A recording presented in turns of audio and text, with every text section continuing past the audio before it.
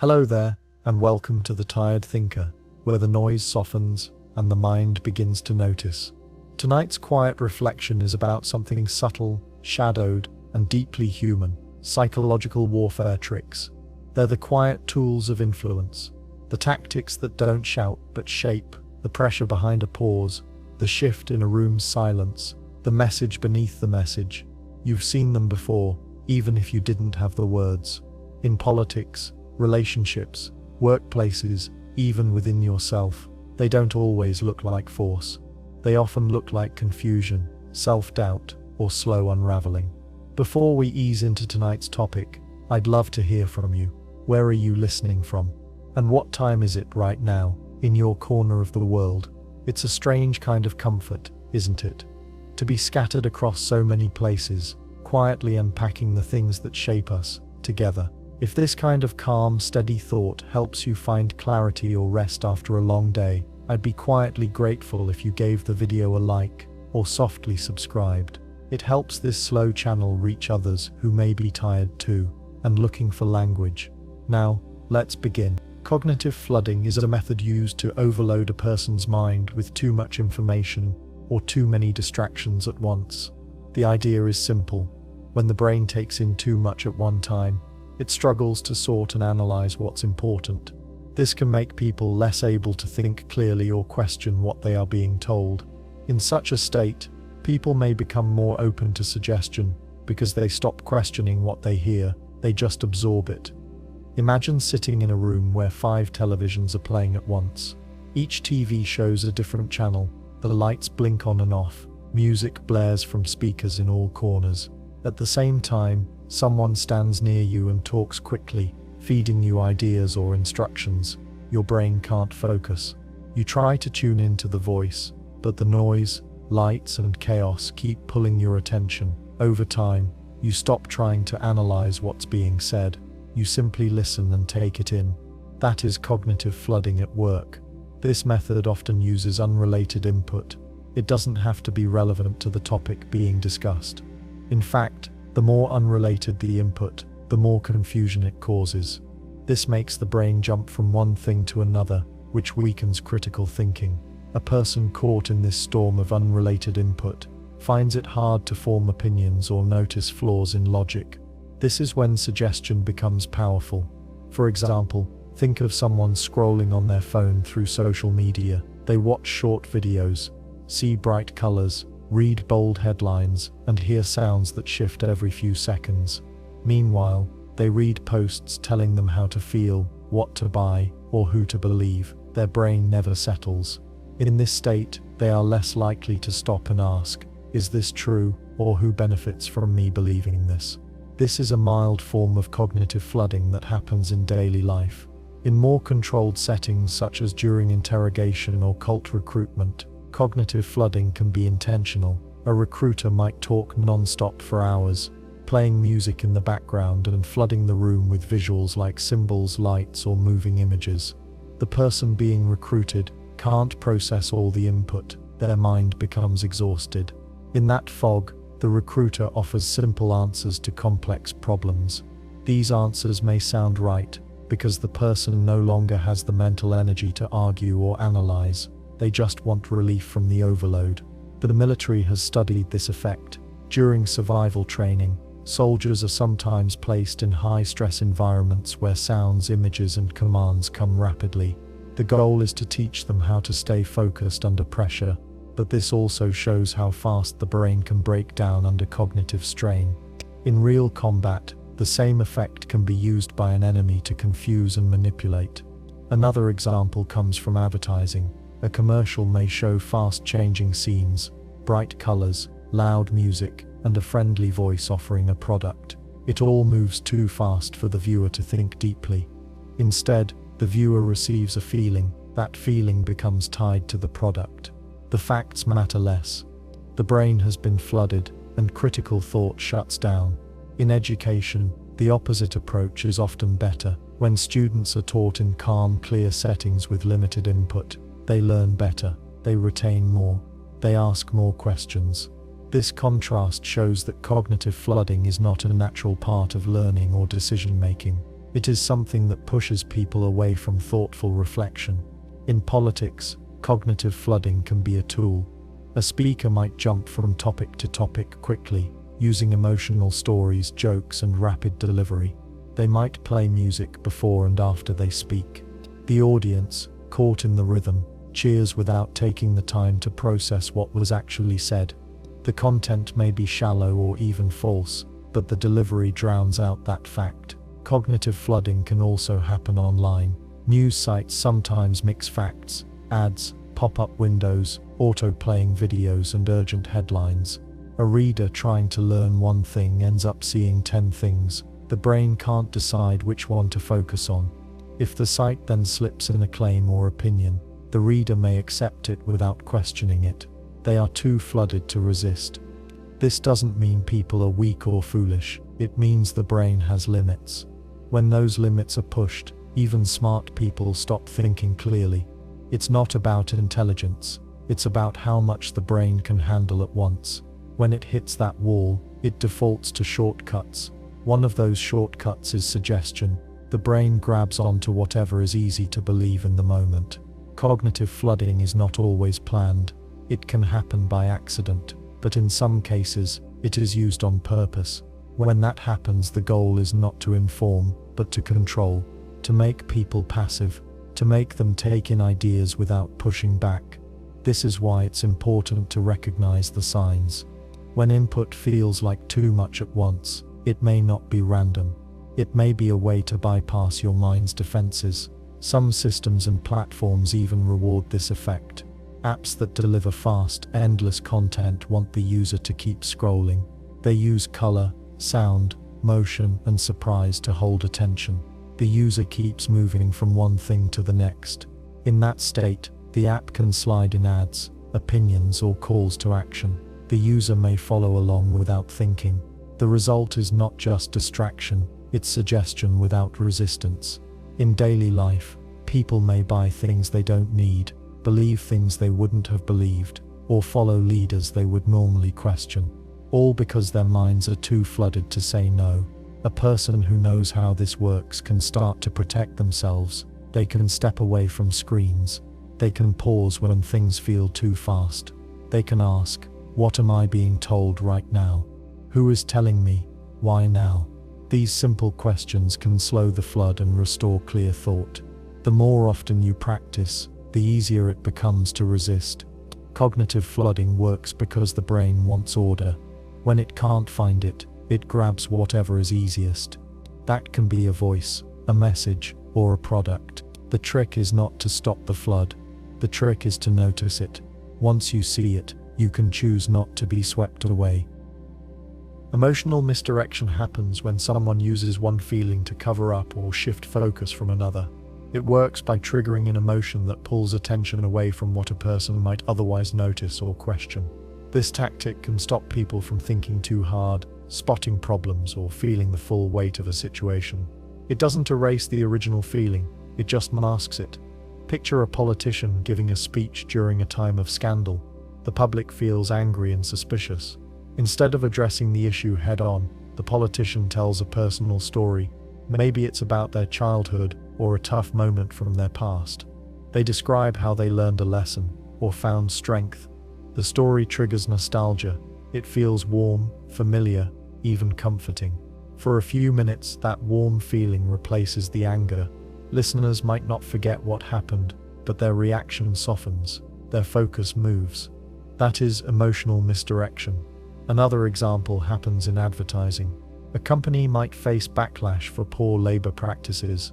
Instead of fixing the root issue, they release a commercial showing a cute child and a family dog running through a field.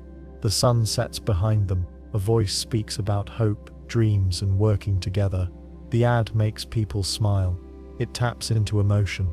That emotion distracts from the company's real problem. The issue is still there, but attention has shifted. Humor is one of the strongest tools for emotional misdirection. When people laugh, their guard drops. Jokes can slip past defenses. This is useful when someone wants to avoid a hard question or hide a deeper issue. Think of a talk show guest asked about a lawsuit. Instead of answering, they make a joke. The audience laughs. The topic fades. No clear answer was given, but the moment passes without tension. Comedians sometimes use this method to approach difficult subjects, but they often do so with purpose. In contrast, someone trying to avoid blame or guilt may use humor to block discomfort. It stops people from digging deeper. This tactic also shows up in relationships. During a serious talk, one person may feel defensive. Rather than respond with honesty, they tell a joke or change the subject. This breaks the mood and eases tension, but it prevents real discussion. The shift from anger or concern to laughter acts as a cover. The problem remains unsolved. News media sometimes uses emotional misdirection. A tragic story may open with facts that cause grief or anger. Then the report cuts to an uplifting scene, a survivor smiling, a pet rescued, or a community rebuilding. The good news is real, but it shifts the mood. The viewer might stop thinking about what caused the tragedy or who is responsible. The emotional tone was changed on purpose. In film and television, this tactic appears in how stories are told. A movie might raise dark themes, but follow them with moments of charm or nostalgia. The viewer feels sadness, then relief. This back and forth shapes how the viewer remembers the story. The emotional rhythm makes it easier to process, but it can also blunt the impact of the deeper message. Emotional misdirection can be used in subtle ways. A company might release a public apology filled with soft background music, slow pacing, and gentle words. These elements trigger feelings of calm and trust. They don't change the facts, but they shape how people feel about the facts. If a viewer feels soothed, they are less likely to feel angry. The timing of emotional shifts matters. A message that starts with tension and ends with warmth leaves a different mark than one that ends in fear or doubt. People remember how they feel last. Skilled communicators use this to steer responses. If the ending feeling is pleasant, people may look past earlier problems. They may trust someone they otherwise would question. In online spaces, emotional misdirection appears in comments and posts. A person might respond to serious claims with humor, sarcasm, or memes. These responses don't answer anything, but they change the emotional tone. Readers laugh or feel amused instead of digging into the issue. The original concern loses momentum. This happens in debates too. A speaker faced with a tough point might shift to a story about their family, their background, or shared values. The audience feels a personal connection. That emotion replaces the tension. The hard point goes unanswered, but the speaker wins support through warmth instead of logic. Emotional misdirection doesn't always come from a bad place. Sometimes it's used to soften pain, bring comfort, or help people cope. A nurse may tell a joke to calm a patient. A teacher may use a light story to shift focus after a tense lesson. In these cases, the goal is not to hide truth, but to help people handle it. But when the goal is to distract, avoid blame, or steer opinion without facts, the tactic becomes manipulative. It shapes emotions instead of addressing problems. It builds a false sense of trust or peace. Over time, repeated use can train people to respond more to feeling than to reason. This makes it harder for people to tell when they are being misled. They feel something, so they think they understand. But the feeling was chosen for them. It was planted to cover something else. To recognize emotional misdirection, a person needs to notice emotional shifts. Ask what caused the change. Did someone answer the question or just change the subject? Did they address the issue or trigger a different feeling? For example, a brand might face protest over its supply chain. In response, they post a video about their donations to schools. This may cause viewers to feel hope or pride, but it does not touch the original complaint. The emotional shift replaces the need to solve the real problem. That is emotional misdirection. In daily life, emotional misdirection can happen during conflict. A partner may raise a concern. The other person responds with charm, touch, or a joke. The concern fades. The conflict goes unresolved. Over time, this builds tension. The pattern repeats. The original feelings, anger, worry, mistrust, stay under the surface. They just get covered. Skilled public figures know how to use emotional misdirection to control attention. They learn which feelings their audience responds to. They shape their words, tone, and stories to lead the crowd. The feelings might be pride, fear, laughter, or warmth. The goal is to control the frame of mind. This tactic works best when the audience is tired, distracted, or already emotional. In that state, people want relief. They want to feel better. If someone offers that, they may accept it without asking what's behind it. When used with care and honesty, emotion can connect people. But when used to mislead, it becomes a cover. The message shifts from truth to feeling. The listener follows the mood, not the meaning. That's why it matters to pause and ask, how do I feel right now, and why? Did something real change, or did the tone change? Was I given truth, or just comfort? These questions can help break the spell of emotional misdirection and bring attention back to what matters.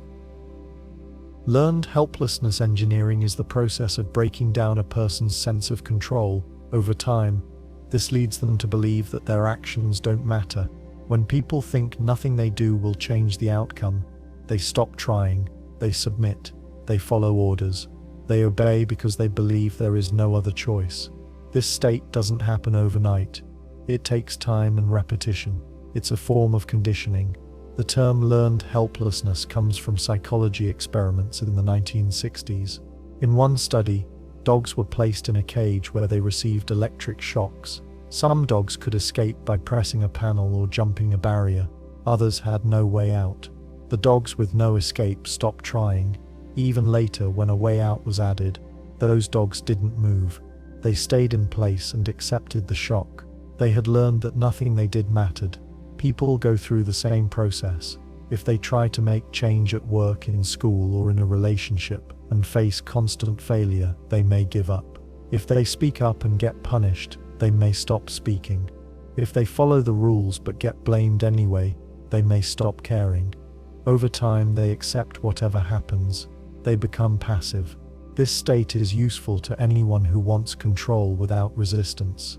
In learned helplessness engineering, this state is not accidental, it is created on purpose. The process usually starts with confusion. Rules change often. Promises are broken. Punishments are random or unfair. A person begins to doubt their judgment. They start to think, maybe I'm the problem. This is the first step towards submission. Next comes the removal of small choices. A manager might stop asking for input. A teacher might shut down student ideas. A parent might give orders without room for questions. At first, these changes seem minor, but each one takes away agency. Each one tells the person that their voice doesn't matter. This process often includes mixed signals. Praise one day, punishment the next. Clear rules one week, vague expectations the next. The goal is not to train skill or improve behavior. The goal is to wear down resistance. When people can't predict what will happen, they stop trying to understand. Instead, they wait, they watch, they follow, they trade thought for obedience. And imagine a workplace where employees are told to give feedback, but their suggestions are ignored. Later, they're told they didn't speak up enough. The next month, they're told not to question the system. Then a surprise audit blames them for not showing initiative. This cycle repeats. After a while, the employees stop offering ideas. They do the minimum. They nod, agree, and stay quiet. They have learned helplessness. In schools, this can take the form of rigid control. Students are told when to speak, where to sit, and what to say. If a student questions a rule, they get punished. If they follow the rule but still get blamed, they become confused. Over time, they stop asking why. They do as told, even when it makes no sense. They learn that pushing back causes pain. In homes, this process can take place through parenting styles that demand total obedience. A child may face punishment for small mistakes. They may not be allowed to make choices or express opinions. If they try, they may get mocked or ignored. Over time, the child learns that their effort changes nothing. As they grow, they carry this belief with them. They become adults who don't question authority, even when it hurts them. Learned helplessness engineering can also appear in systems. A person may try to get medical help, but face long waits, rude staff and denied claims. They try again. The same thing happens. After a while they stop trying. They live with the pain. The system has trained them to believe that seeking help is pointless. This process often includes isolation. If people talk to each other, they may realize the problem is not with them. So the system blocks connection. Employees are told not to gossip. Students are told not to group up. Citizens are told to distrust each other. This keeps people from sharing their stories. It also keeps them from seeing patterns. Alone they each think their struggle is unique. Together they might see that the problem is structural. Reinforcement is also used. People who stay quiet and follow orders may get small rewards. This can be praise, a bonus, or permission to avoid punishment. These rewards are not signs of progress. They are tools to shape behavior. The system teaches that obedience brings relief. Resistance brings pain. Over time, even intelligent, skilled people stop thinking for themselves. In some cases, entertainment is used to dull awareness. People are given games, shows, or distractions that keep them from noticing the loss of control. This doesn't feel like punishment. It feels like comfort. But the result is the same. Attention moves away from the real issue. The sense of agency fades. The person begins to believe they are the problem. I didn't try hard enough. I must have misunderstood. I should be more patient. These thoughts replace, why is this system broken? Self-blame becomes a shield for the one in control. Even when people leave these systems, the effects remain. A worker may get a new job, but still feel afraid to speak. A student may leave school but still avoid making decisions. A person raised in a controlling home may still ask for permission in adult life. The damage doesn't end when the system ends. It takes time and care to reverse. Learned helplessness engineering can be passed on. A person raised in such a state may raise others the same way. A manager who was broken down may treat their team the same. A citizen who lost trust may encourage others to stay silent. The cycle feeds itself. To break this pattern, a person needs to regain a sense of agency. This happens when actions have real outcomes, when people speak and are heard, when effort is met with fairness, when systems respond to input. These moments, even if small, begin to rebuild trust. They remind people that their voice matters. Until then, the system thrives on silence and passivity. It keeps people in place by teaching them not to move. That is the goal of learned helplessness engineering, not to destroy people, but to control them by removing their will to resist. The white noise of confusion is a tactic that uses vague, complex, or bloated communication to blur facts and stall clear thinking. It's not about lying outright. It's about making things so unclear that people can't tell what's true, what matters, or what to do next. The goal is to block action and weaken trust by drowning clarity in a sea of noise. It's not always loud, but it's constant, and it works. Imagine asking a simple question: why was this project delayed? The answer comes in a long paragraph filled with jargon, unrelated background, shifting terms, and half-finished explanations. You read it twice, and still don't know what caused the delay. You ask again, and the response changes slightly. A new factor appears. A different team is blamed. The timeline moves again. Soon you're not sure what's real or who to believe. You stop pushing. You wait. That is white noise. This tactic works in part because the brain dislikes confusion. When a message is unclear, people look for shortcuts. They listen to tone, look for authority, or follow the crowd. If one voice sounds more confident, they might trust that voice, even without evidence. If no one sounds clear, they may tune out altogether. Both outcomes serve the one introducing the noise. This often shows up in bureaucratic systems. A person may try to file a claim, report an issue, or request support. The forms are long, the language is dense, the requirements shift, deadlines appear without warning, instructions contradict each other. When the person calls for help, they hear different things from different staff. Nothing makes sense, so they delay, they give up. The system wins by exhausting them with confusion.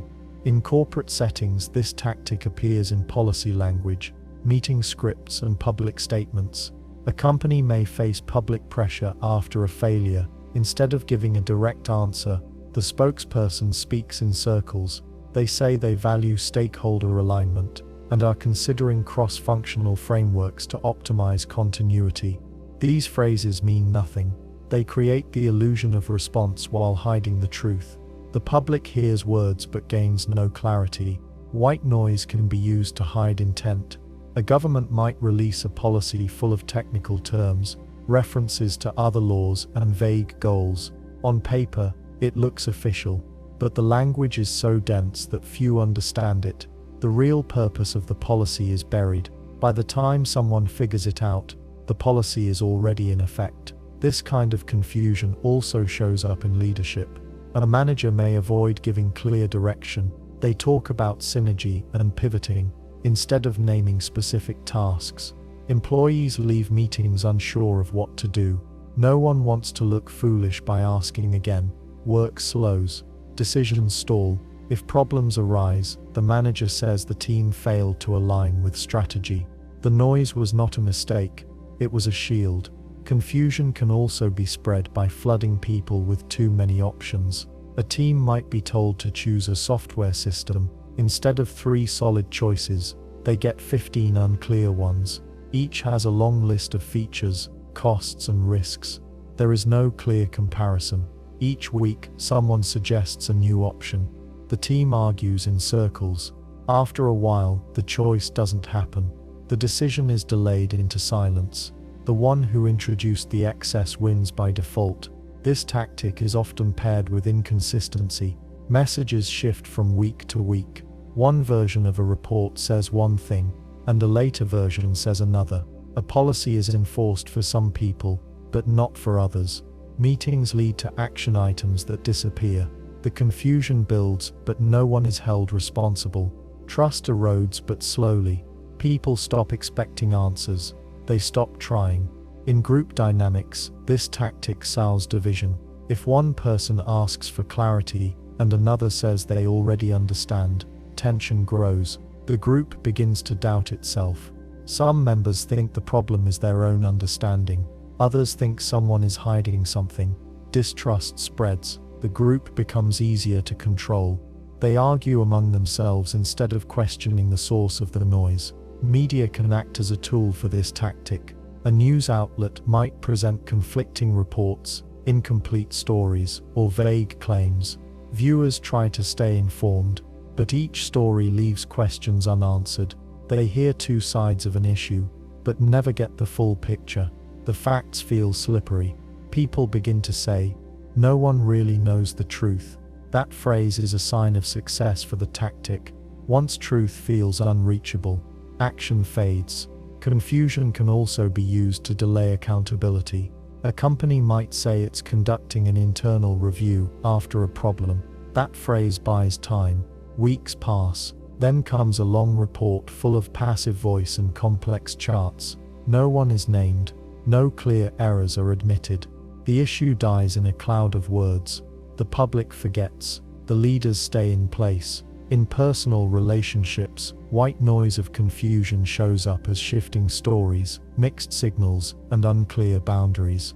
One partner may give answers that change each time they're asked. They may say, "That's not what I meant," or "You misunderstood me," even when their words were plain. Over time, the other person questions their memory or judgment. They feel off balance. They become easier to steer. Technology can spread this tactic quickly. A flood of posts, comments, and links can create doubt about basic facts. If 5 people say 5 different things, the truth feels far away. Even when one source is right, it gets lost in the noise. The more volume, the less clarity. This isn't about debate, it's about fog. Fog prevents movement. Fog keeps people in place. Sometimes the tactic uses experts as tools. A leader may bring in consultants to assess a simple problem. The consultants speak in technical terms. Their report is thick with data, but thin on answers. The leader thanks them and says more review is needed. The decision is pushed back again. The problem was never that complex, but the appearance of complexity keeps it alive. The key feature of this tactic is that it feels like communication. Words are spoken, documents are shared, meetings happen, but none of it brings resolution. People stay busy trying to decode the message. They spend energy asking each other what it means. They talk in circles, the confusion doesn't clear. It thickens. This works because most people want to appear informed. They don't want to admit confusion, so they nod along. They assume others understand. If they ask too many questions, they risk looking slow. The tactic feeds on that fear. It turns silence into permission. Over time, people stop expecting clarity. They settle for noise. They stop trying to make decisions. They wait to be told. In this way, the white noise of confusion doesn't just block thought, it reshapes behavior. It replaces truth with fog. And in that fog, power goes unchecked. Norm spoiling is the act of changing or disrupting the shared habits and customs of a group in order to weaken its identity, structure, or sense of belonging. These habits may seem small, but they hold the group together. When they change, the group changes too. Over time, the people in the group may not even realize what's been lost. They just feel less connected, less certain, and less unified. That result may be the goal. A norm can be a routine, like a morning meeting. It can be a ritual, like a shared lunch on Fridays, or a chant before a sports game. It can be a behavior, like how people address each other, or who speaks first in a room. These norms are often unspoken. No one writes them down, but everyone in the group knows them. They signal who belongs, what matters, and how things work. When you change these norms, you change the group's structure without open confrontation. Norm spoiling doesn't begin with a direct attack. It starts with quiet shifts. A company might stop holding team check-ins. A family might stop eating dinner at the table. A classroom might drop the daily opening activity.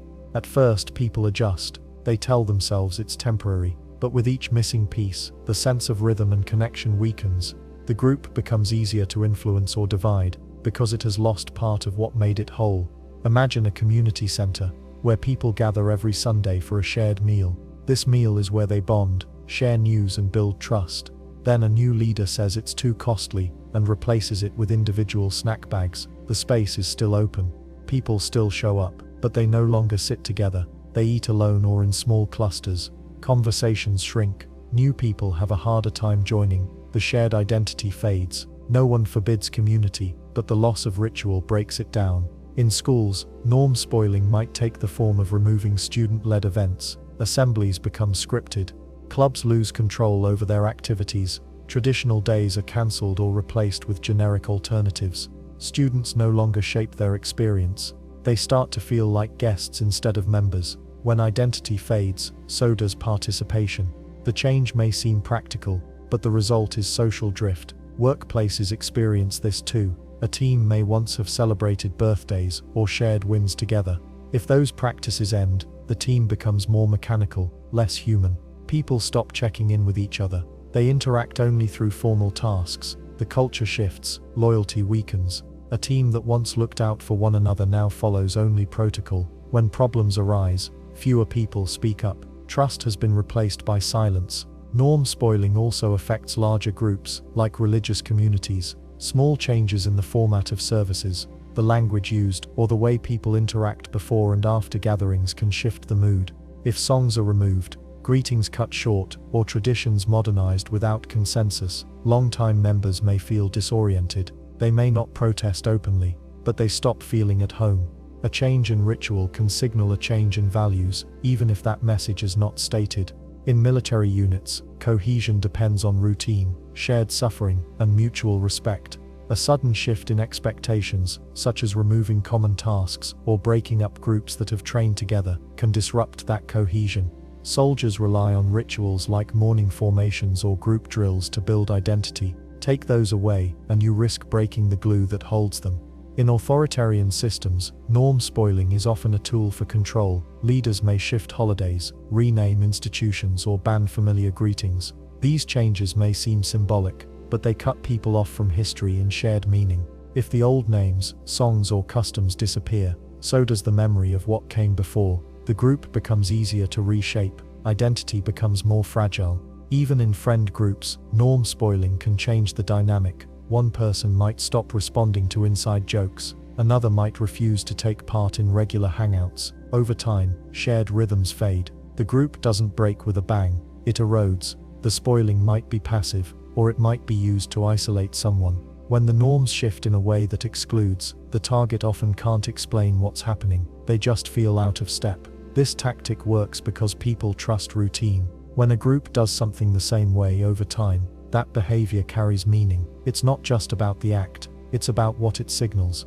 When that signal changes or disappears, the group feels less stable. Members begin to question their place. They may not notice the exact moment the shift occurred, but they feel the loss. Norm spoiling is most effective when changes are framed as improvements or necessities. A leader might say, "This new way is more efficient," or "We need to modernize." No one wants to argue against progress. But the change is not about progress. It's about breaking ties, slowly, quietly, without direct conflict.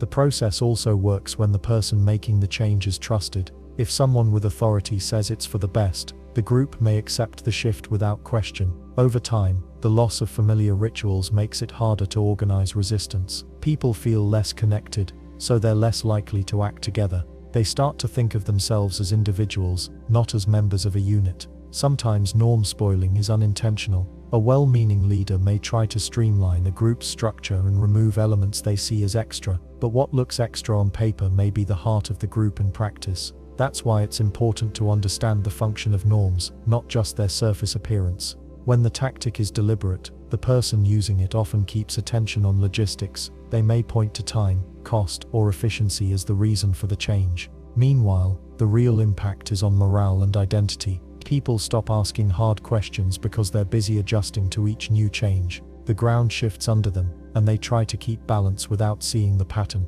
Over time, the group may still exist, but it's hollow. The people stay, but the bonds that once held them weaken. A community without rituals becomes a building. A team without routine becomes a list of names. A movement without shared symbols becomes a memory. This tactic doesn't need conflict to succeed. It thrives in quiet settings. It hides behind good intentions. It works because people often don't realize how much their habits matter until those habits are gone. By then, the group has changed, and the person who guided the change faces no pushback, because the group no longer knows how to push together. Time distortion framing is the act of subtly shifting how people remember or understand when something happened or how it happened. It doesn't always rely on changing the facts themselves, but instead bends the timeline or reorders events in ways that affect how the present is judged. This framing can influence how people feel about decisions, assign blame, give credit, or support action. It works quietly, often without clear lies. The key is in how time is presented. People rely on memory to make sense of what's happening now. They also rely on memory to plan what should come next. If that memory is shaped in a certain way, it can lead to conclusions that seem natural but are actually the result of misframing. Time is not just about dates, it's about sequence, cause, and rhythm. Change those, and you change the meaning. Imagine a company facing protest for recent layoffs. Instead of addressing the layoffs directly, the company releases a statement that starts by highlighting a drop in revenue from 2 years ago. Then it describes a long recovery effort and frames the layoffs as a delayed response. The layoffs seem less abrupt. They seem like part of a slow-moving crisis rather than a sudden choice. But what if the company actually saw strong profits for most of the past year? That detail gets left out. The framing shifts the timeline so the layoffs appear justified. People stop asking whether they were necessary. They focus on the hardship from years ago. In politics, this tactic is common. A leader may take credit for a policy result that began under someone else. They frame their term as the start of progress, even if the groundwork came before, or they may blame a predecessor for a problem that actually worsened during their own time in office. By blending events or stretching gaps in time, they steer attention away from their own role. The public often doesn't check the exact dates. They remember broad patterns, and that memory is easy to bend. Time distortion also happens when events are made to seem closer or further away than they really are.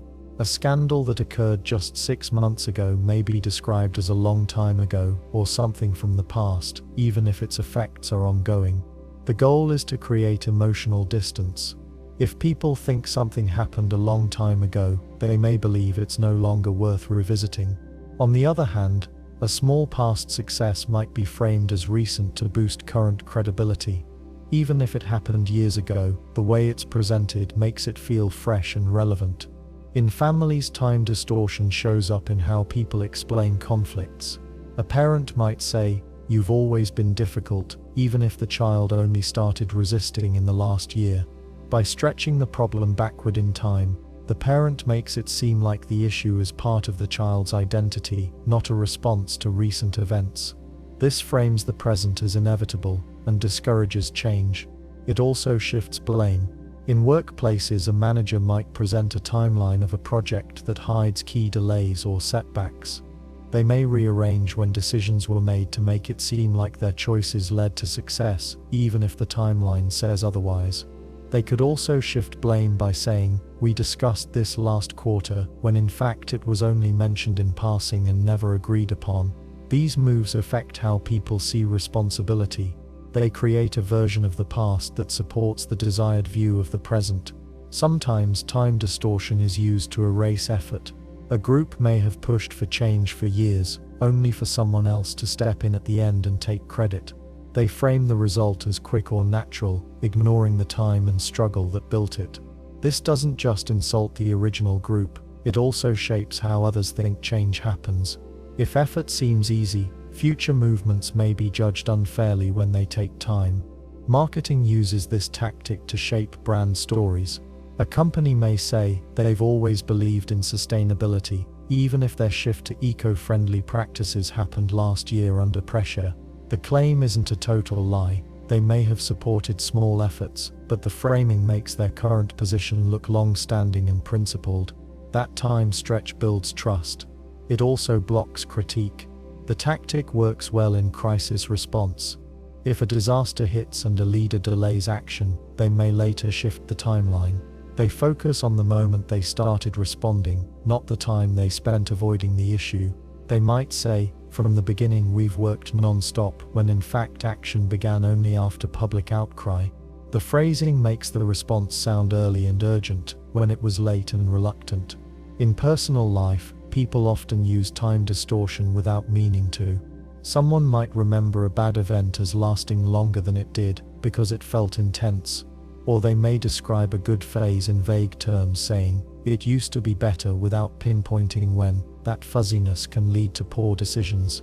People might cling to relationships, jobs, or routines that no longer serve them because the memory of better times has no clear anchor. The past becomes a tool to justify staying stuck. Time distortion also shows up in legal or historical debates.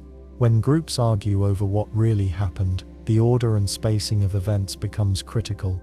A protest that followed a law change may be framed as the cause of unrest, rather than a reaction to injustice. A peaceful movement may be overshadowed by one violent moment, framed out of context. By reshaping the timeline, the whole meaning of the event shifts. This kind of framing can be subtle. It can be as small as choosing what part of the story to begin with. Start with a setback, and the outcome seems impressive. Start with a win, and the same outcome feels like a loss. The facts don't change, but the frame does. Time distortion works best when people rely on memory without checking details. It thrives in fast-paced environments, where few have time to look back. It also gains power when a trusted voice repeats the altered version often. With enough repetition, the new timeline replaces the old one in people's minds. They may even defend it. To spot this tactic, people need to ask, when did that really happen? What came before it? What changed after? Simple questions can unravel distorted timelines, but they have to be asked clearly and early, before the new frame settles in as fact. Once it does, the original timeline fades, and with it, the real story. Hypernormalization is a state where so many stories, explanations and claims compete at once that people stop trying to figure out what's real. It doesn't mean no truth exists. It means the truth gets buried under layers of conflicting noise. As more voices enter, each offering their version of events, the whole picture starts to blur. People still hear things. They still talk, but they no longer trust any one version enough to act. They carry on as if everything is normal, even when they know it isn't. This term comes from a time when people in the Soviet Union knew the system didn't work, but still pretended it did. They told each other that everything was fine. They filled reports with fake numbers and smiled in photos. Everyone knew it was a performance, but no one could break the act. The official line said the system was strong. Life said it was not. The gap between those two realities grew, but no one dared to bridge it. So people adjusted. They played along. They became part of something false because resisting it seemed useless. That's hypernormalization. In today's world, the same effect can be created with too many narratives instead of one. You don't need a single lie repeated endlessly. You can drown people in half-truths, opposites, and contradictions. One news report says a protest was peaceful. Another says it was violent. A video shows police striking first. A different angle shows protesters throwing bottles.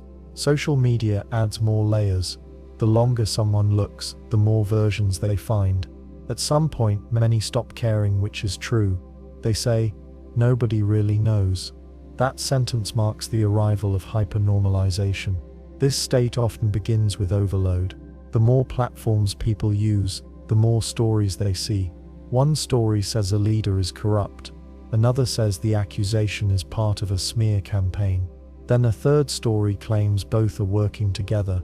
Over time, facts become slippery. Each version cancels the last. People may argue for a while, but eventually, many feel exhausted. Instead of choosing sides, they withdraw. They continue to work, shop, and live their lives. But with growing doubt, the world seems chaotic, yet nothing changes.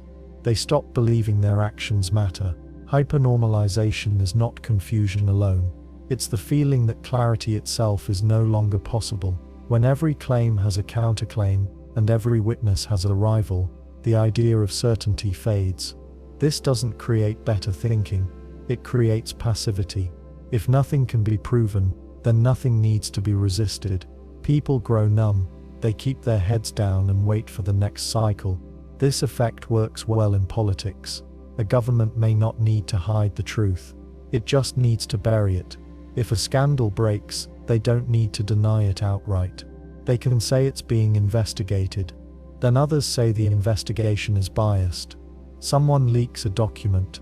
Another says it's fake. The media argues over the timeline. Experts debate small details. Meanwhile, the public gets overwhelmed. Weeks pass, the story fades. Action never comes. The noise won. In war, hypernormalization shows up in the form of endless claims. One side says they liberated a town. The other side says it never happened. Civilian deaths are denied, then admitted, then blamed on the enemy.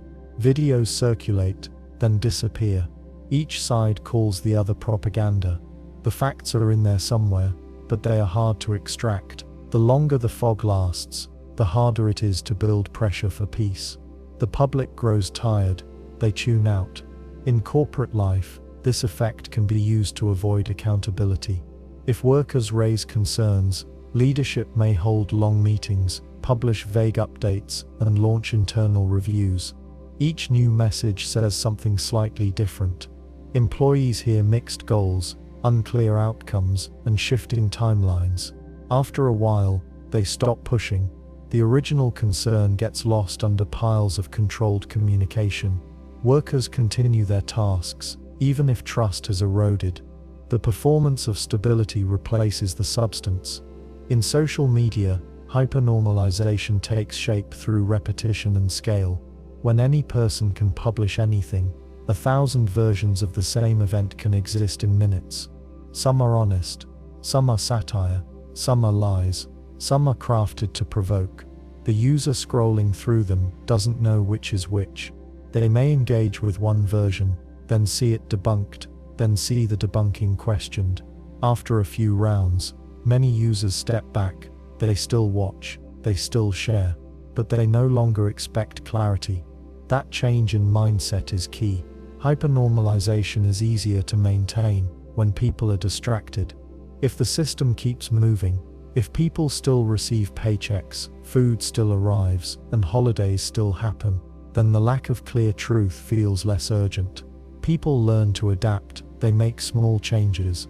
They rely on private networks or trusted circles, but in public they go along with whatever version keeps things calm. The gap between what they believe and what they say grows. So does the sense of helplessness. Art and entertainment can reflect this state. Films, books, and shows may present reality as a maze with no way out. Stories may end without resolution. Characters may act without cause. This isn't bad art, it's a mirror. When people feel that the system is unfixable and truth is unreachable, they stop asking stories to make sense. They stop asking life to make sense. They just want relief. Hypernormalization doesn't need active control. It often thrives in broken systems where no one is in charge. The chaos itself becomes the trap. In that space, even well-meaning voices can add to the blur. A journalist may try to explain a scandal in full detail, but if the story is long, hard to follow, and full of conflicting quotes, it may add more fog. The intent was truth. The result was noise. This tactic can also be self-reinforcing. Once people accept that nothing is reliable, they become less likely to question new claims. They may share false stories without checking, not because they believe them, but because they no longer think belief matters. The flow of content replaces the search for meaning. Truth becomes just another style. In families or small groups, hypernormalization appears when problems are obvious but never addressed. A parent may drink heavily. Everyone knows, but they talk about work, weather, and dinner plans instead. The performance of normal life covers the tension. Over time, even those who see the problem clearest begin to go along. Speaking up feels useless, so they play the part.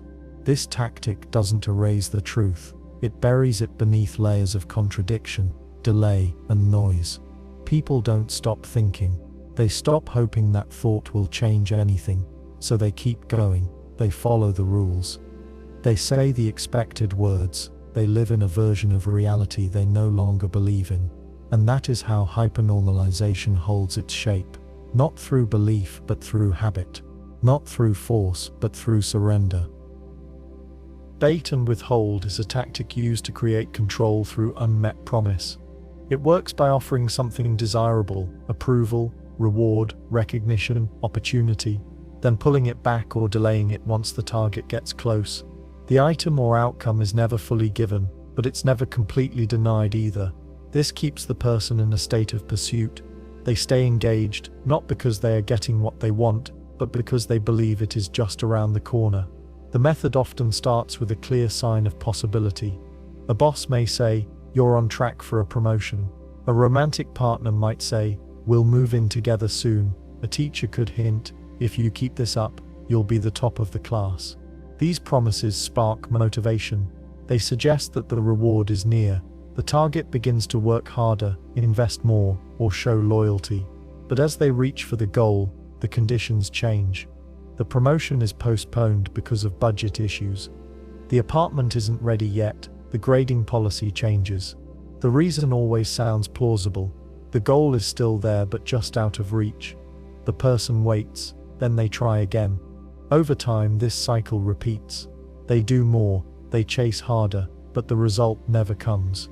Still, they stay engaged. The belief that the next time might be different keeps them hooked. In workplace settings, bait and withhold is common in performance management. A manager may single out an employee, praise their work, and hint at advancement. They may give them extra tasks to prepare them for the next level. But after months of extra effort, the employee hears that the timing isn't right, or someone else got the role. When the employee shows frustration, the manager assures them, "You're still on my radar." The cycle starts again. The employee feels both valued and disappointed.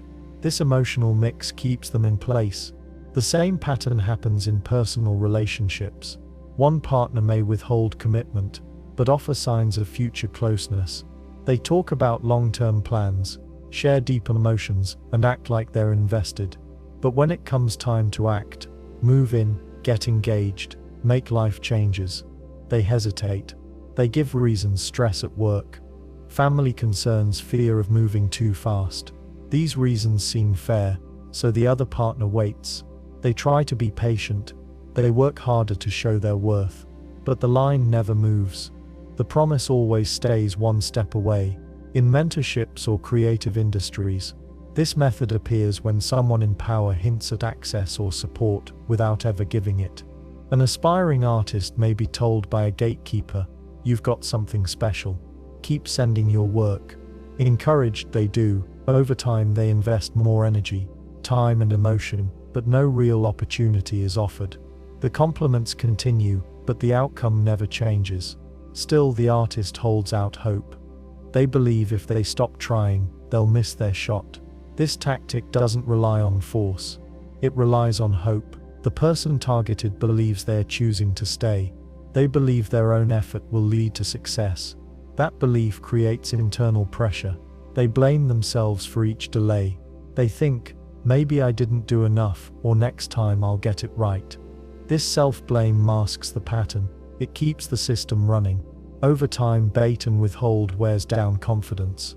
The person may begin strong, full of motivation, but as each promise fades, they feel confused, then anxious, then discouraged. Still, they don't leave. They remember the early signs, the praise, the promise, the near misses. They cling to the idea that if they walk away now, all their effort will be wasted. This belief traps them. In group settings, this tactic can shape behavior without resistance. A leader might say, "We'll consider your input if you show progress." The group works harder. Then they're told, "You're almost there, just one more round." Round after round, they stay engaged, waiting for real inclusion. It never arrives. But they keep trying because the door seems partly open. Education systems sometimes use this tactic without meaning to. A student may be told that hard work leads to success. But if grading is inconsistent, feedback is vague, or recognition favors certain students, that promise becomes hollow. Still, the student works harder, believing they are close. When they burn out, they feel it's their own fault. Online platforms use bait and withhold in the form of variable rewards. A user posts content, gets attention, and thinks, "This could lead somewhere." But the next post doesn't perform. They adjust. They study algorithms. They try again. The platform gives occasional boosts, likes, views, praise, but never stable reward. The user keeps posting, chasing another spike. The system keeps their attention without offering real security. This method works well when there's a power gap. The person holding the reward doesn't need to say much. They drop hints, set vague conditions, or use silence. The other person fills the gaps. They interpret pauses as interest. They turn neutral feedback into encouragement. The system runs on projection. The reward being chased doesn't need to be big. It can be emotional. A parent may offer attention, praise, or approval only when the child meets certain conditions. If the child reaches those goals but the praise doesn't come, the parent may say, "You could have done better." The child doubles their effort. The praise remains scarce. The child stays locked in pursuit. Religious or spiritual groups can use this tactic too. A leader may say enlightenment, healing, or closeness to the divine is coming. Members are told they must purify themselves, give more, or wait longer. Each time they reach a new level, the goal moves. They're told they're close, but not yet. The chase continues. The members become more loyal because they believe they are near the breakthrough. The tactic can last for years. It works best when the bait is personal. A generic reward is less powerful than something tied to identity. If the person believes that success, love, or self-worth depends on reaching the goal, they will keep trying. That belief becomes the trap. To keep the cycle going, the person in control may occasionally give small rewards. These aren't the final prize, but they're enough to spark hope. A kind word, a one-time bonus, a glimpse of closeness. These crumbs reset the chase. They prove the promise is real, even if it's never fulfilled. The result is psychological tethering. The person can't move forward, but they can't let go. They think the next step might bring what they want. They stay loyal to someone who never delivers, not because they're weak, but because they believe in the pattern. This pattern holds power without violence. It holds people in place using their own drive. It makes them work, wait, and explain away each delay. They remain stuck in motion, chasing something that always stays just out of reach. Weaponized benevolence is the use of help or generosity to create control. It looks like kindness. It sounds like support, but it carries hidden pressure.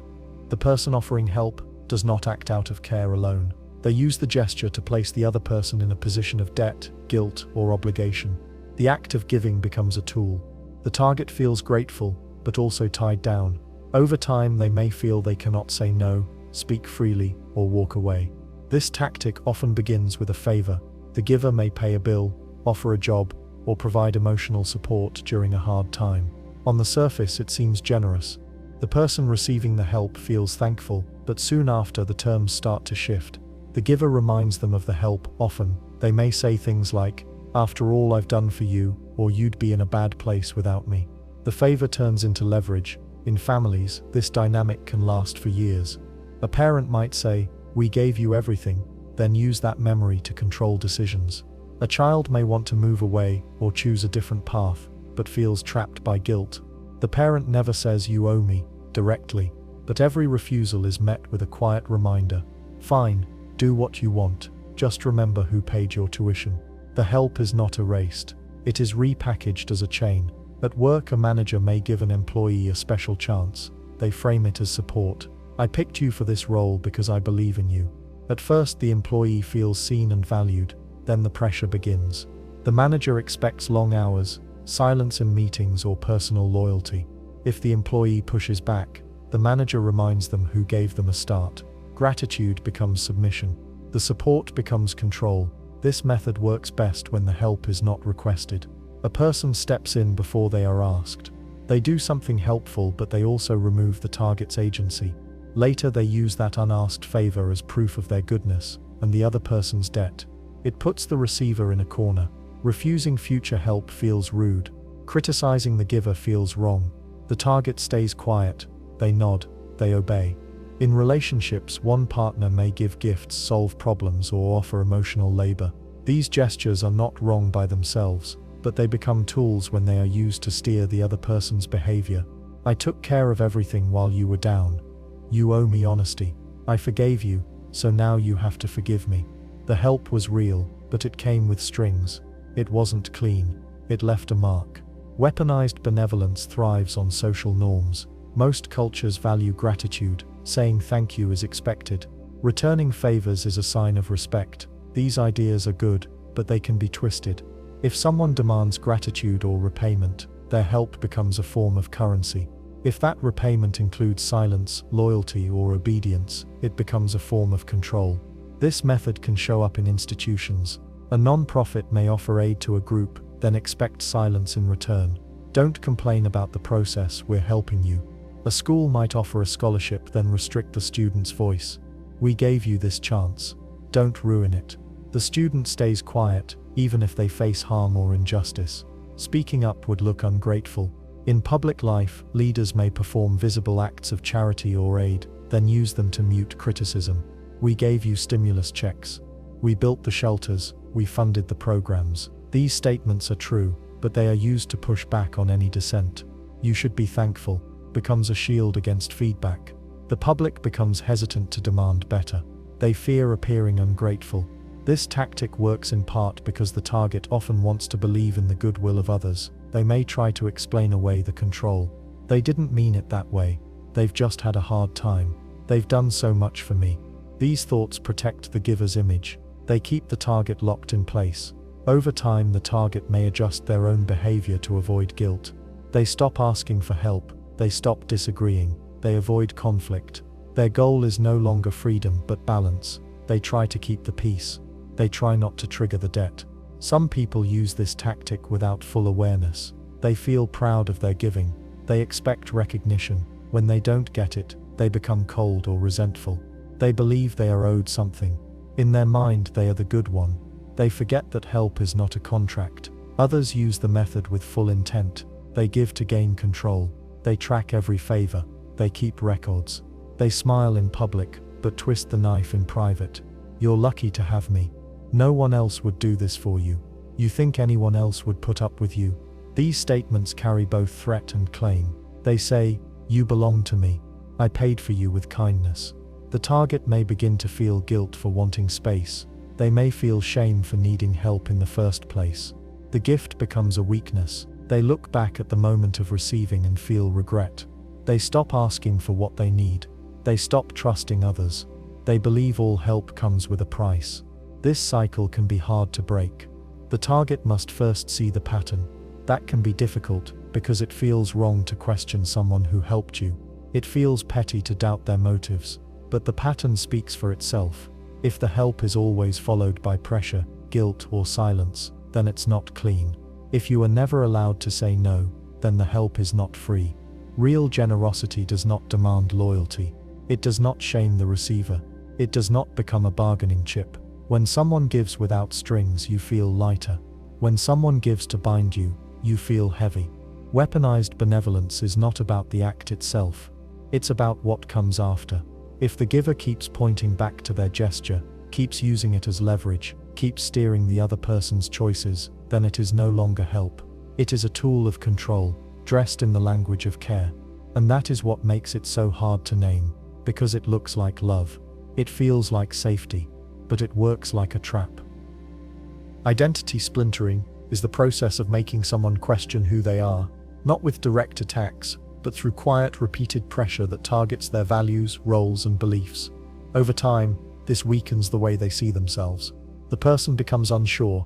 They may not fully reject their identity, but they no longer stand firm in it. They start to split into parts, one that still holds the old belief, and one that starts to doubt it. That split can grow. The result is confusion, hesitation, and instability. This tactic often starts in small ways. Someone may praise a person's intelligence, but question their choices. You're too smart to believe that. They may compliment a trait, but undermine how it's used. You're such a caring person. Why do you waste your time with people like that? These comments don't sound like attacks. They sound like concern, but they chip away at how the person sees themselves. Imagine a person raised to believe they are responsible and dependable. They value being helpful. Then someone begins to suggest, gently, that this trait is holding them back. You always put others first. Don't you think it's time you focused on yourself? At first, the message seems kind.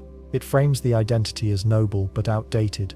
With repetition, the person begins to wonder if their role as helper is wrong. They question the thing they once took pride in. The shift begins. In relationships, this tactic can target roles directly. A parent may tell their adult child, "You used to be so grounded," when the child expresses a new belief or lifestyle. The phrase implies a fall from a stable identity. The child is pushed to doubt the version of themselves that no longer fits the parent's image. Or a partner might say, "This isn't like you," when faced with a boundary. The goal is not to understand, but to restore control. The suggestion is that the person is breaking from their true self. At work, identity splintering can be used to manage employees. A worker known for being independent might be told, "You're not being a team player anymore." The statement creates a gap. It suggests that the person must choose between being true to themselves and fitting in. Over time, the worker may begin to feel caught between roles, confident in their skills but unsure of their place. This inner tension keeps them quiet and compliant. This tactic works well in environments where people wear multiple roles. A teacher might be both strict and nurturing. A parent might be both protector and provider. A leader might be both bold and diplomatic. By targeting the tension between these roles, identity splintering turns normal internal conflict into doubt. A teacher might hear, "You care too much about the rules," or "You're too soft to lead a strong class." Each message pulls at one part of the identity, while discrediting another. The teacher starts to wonder which version is right. In political or social contexts, this tactic can push individuals to question their place in a group. A lifelong member of a movement might be told, "You've changed," after expressing disagreement, or "I thought you stood for justice. Why are you defending that?" These statements force a split between past and present. They make it harder to hold nuance. The person either falls in line or drifts away, unsure if they still belong. Media and marketing also use this tactic. A campaign might say, "Real men don't back down," then show a narrow image of masculinity. The message isn't just about behavior, it's about what kind of man a person wants to be. If someone hesitates, they feel a gap between their current self and the ideal being sold. The same thing happens with messages about motherhood, beauty, success, or strength. The campaign frames identity as a choice between who you are and who you should be. The gap creates tension. Over time, identity splintering leads to self-monitoring. A person begins to check their words and actions against the new image being suggested. They second-guess their instincts. They hesitate before speaking. They ask themselves, "Is this really me?" Not out of reflection, but out of fear. The question doesn't lead to growth, it leads to silence. Some people use this tactic without full awareness. They may believe they're offering feedback or concern, but their words plant doubt in ways that don't build, only fracture. Others use it deliberately. They know that a confused person is easier to lead. They know that when someone no longer trusts their own compass, they will look to someone else's. In groups, identity splintering can be used to isolate members. A cult might welcome someone by affirming their worth, then slowly the group questions past relationships, habits, and beliefs. That old life wasn't really you. You were asleep. Now you're awake. The member begins to split from their former self. They start to believe that only the group sees the real them. Any doubt is framed as a return to the false identity. The person loses their past and becomes easier to shape. This tactic also targets people in change.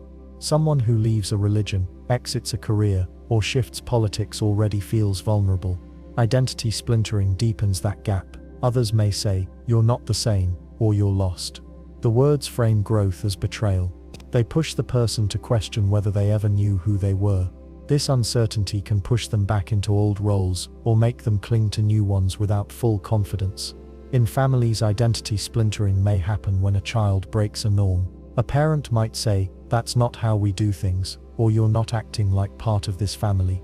The child learns that identity is tied to performance. Belonging comes with conditions. This can lead to a lifetime of role-playing, where the person acts out the version of themselves that gets the most approval. The long-term effect of identity splintering is internal instability. A person may appear calm, but inside they feel torn. They may try to rebuild their sense of self, but each effort brings doubt. If they move toward one version, another feels lost. If they try to hold both, they feel stretched. This tension wears them down. It can lead to burnout, anxiety, or depression. Some fight back by locking into a rigid identity. They reject doubt by clinging to certainty. But this too can be a trap. It may protect the self from being splintered, but it also blocks growth. The goal should not be to avoid change, but to hold identity with clarity, to see the whole picture, not break it into parts. Identity splintering works because people want to be known. They want to be understood, accepted, and valued. When someone questions that foundation softly, slowly, it doesn't feel like an attack. It feels like correction, and that makes it easier to accept. That's what gives the tactic power. It comes in through the cracks, not the front door. It doesn't shout, it whispers. It doesn't push. It asks, "Are you sure?" over and over until the answer fades. Sympathy entrapment is the use of emotional stories, vulnerability, or hardship to lower defenses and gain access to trust, space, or influence. The person using this tactic does not seek connection to heal or grow. They use it to control or gain something. They craft a persona that seems wounded, misunderstood, or mistreated. This draws people in. Listeners feel concern, then guilt, then responsibility. They open their arms. They give more than they should. By the time they realize something is off, they are often already entangled. This tactic works because most people are trained to care. When someone shares pain, the right response seems clear. Listen, support, give grace. But that same response can be turned against the listener. A person can use emotional stories to shift blame, bypass rules, or excuse harmful behavior. They may break boundaries and defend it by saying, "I've been through too much." If someone pushes back, they are told they're being cold or unkind. "You don't understand what I've been through." The target feels shame and retreats. the control deepens. A classic example is the troubled newcomer. In a workplace or community, someone arrives with a story. They talk about how they were hurt, wronged, or cast out by others. They don't ask for much, just understanding. People feel moved. They offer patience, flexibility, and space.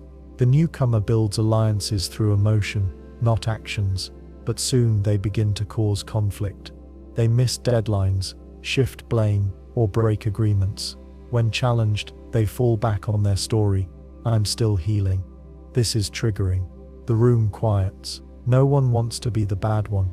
So the pattern continues. In relationships, this tactic often shows up as the wounded lover or friend. One person shares a story of betrayal, trauma, or loss. It's moving. It may even be true. The other person responds with care. They make sacrifices, overlook red flags, and take on extra emotional labor. But instead of growth, the person using the tactic becomes more dependent, more entitled. They use pain to avoid accountability. You can't leave me. I won't survive it. Don't raise your voice. I've been through enough. Their hurt becomes a shield. Their partner becomes stuck between empathy and self-preservation. Online, this tactic is common in scams or social engineering. A stranger may pose as someone struggling, sick, alone, in danger. They build a story. They use photos, messages, and timing to make it believable. The goal is not always money. Sometimes it's attention, access, or influence. They may join a group, gain sympathy, and then start to shape the group's direction. They are protected by the goodwill they created. Anyone who questions them looks cruel. That social pressure keeps them safe. In activism or politics, sympathy entrapment can be used to gain moral ground. A person may center their own pain to steer a cause. They frame criticism as harm. They say, attacking my views is attacking my trauma. The tactic creates a wall between ideas and challenge. It stops debate and builds loyalty, not through logic, but through emotion. People who disagree stay silent, not because they were persuaded, but because they don't want to cause pain. The strength of this tactic lies in the setup. The person must be believable. Their story must have just the right details, enough to sound real, but not so specific that it can be checked. They may mix truth with fiction. They may use stories that can't be disproven. Often they hint at more than they say. I don't want to get into it, but it was bad. I still can't talk about everything. The silence invites projection. Listeners fill in the blanks. Their own empathy does the work. Over time, the story becomes a kind of armor. The person using it doesn't need to show competence, honesty, or fairness. They need only keep the image of pain alive. If they sense suspicion, they add to the story a new loss, a new fear. I didn't want to say this, but they keep the circle of protection tight. People caught in this trap often feel torn. On one hand, they see the manipulation. On the other, they feel bad for noticing. What if I'm wrong? What if they really are suffering? The doubt keeps them quiet. They second-guess their limits. They let small violations slide. When they finally act, it often comes with guilt. In group dynamics, this tactic can shape who gets heard. A person using sympathy as leverage may dominate space, time, and decision-making. They may interrupt others, derail discussions, or steer attention back to their own pain. Others accommodate. They say, let's be patient.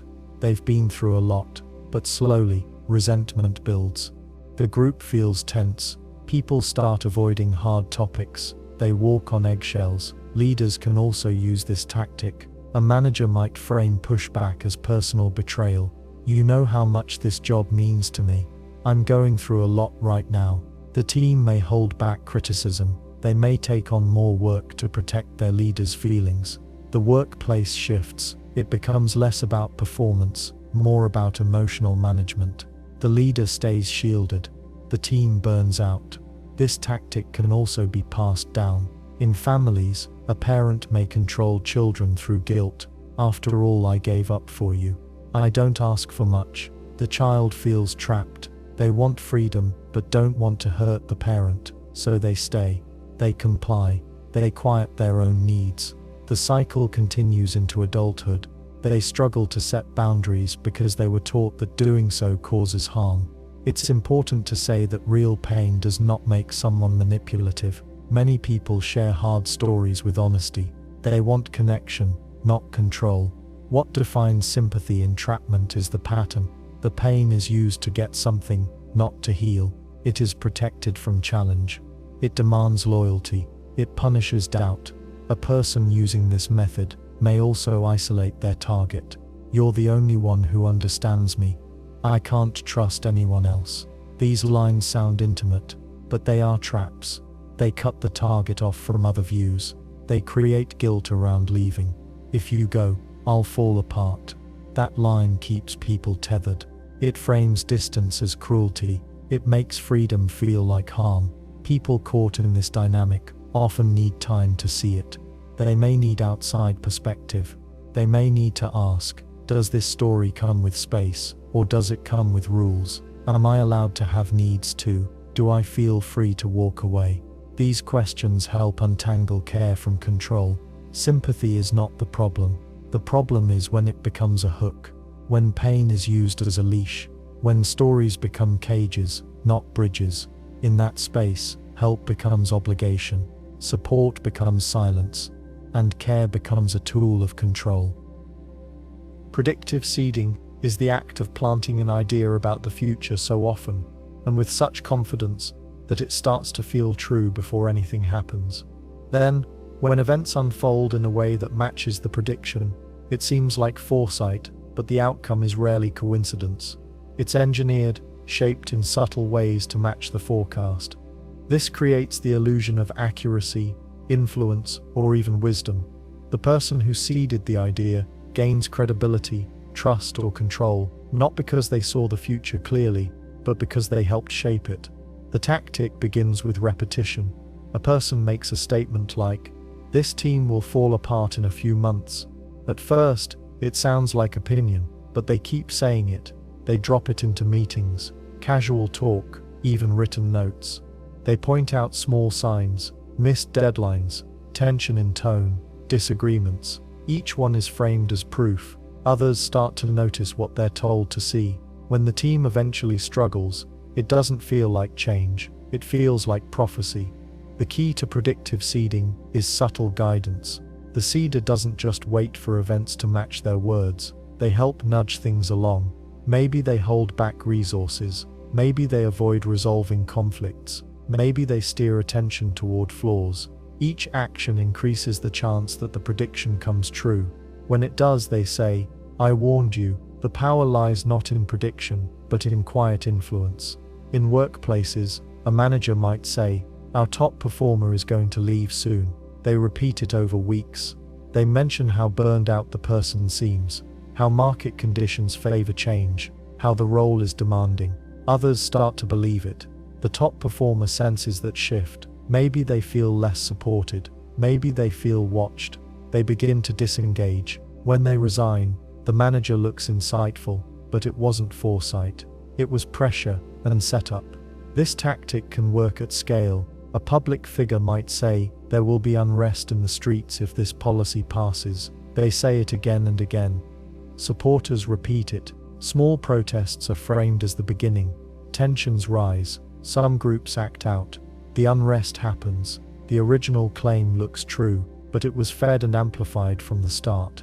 The outcome was not predicted, it was constructed. In relationships, predictive seeding can shift power through fear. One partner might say, "You'll stop loving me someday." At first, the other dismisses it, but it comes up again. "I see the way you look at me. You're distant lately." The partner starts to feel guilty or defensive. They try to prove the statement wrong, but the constant pressure changes their feelings. They grow tired. They feel misunderstood. Over time, they do pull away. When they finally leave, the first partner says, "I knew it, but it wasn't a prediction. It was erosion." Marketing and media use this method in soft form. A brand might say, "This product will change how people live." They show images of transformation, testimonials, future trends. Consumers start to imagine that future. They align with the message before the change happens. Then the company releases more products, shapes media coverage, and builds partnerships that support the narrative. When the shift comes, it feels like the brand saw it coming, but they helped cause it. Politics uses this tactic often. A campaign may say, "The other side will destroy the economy."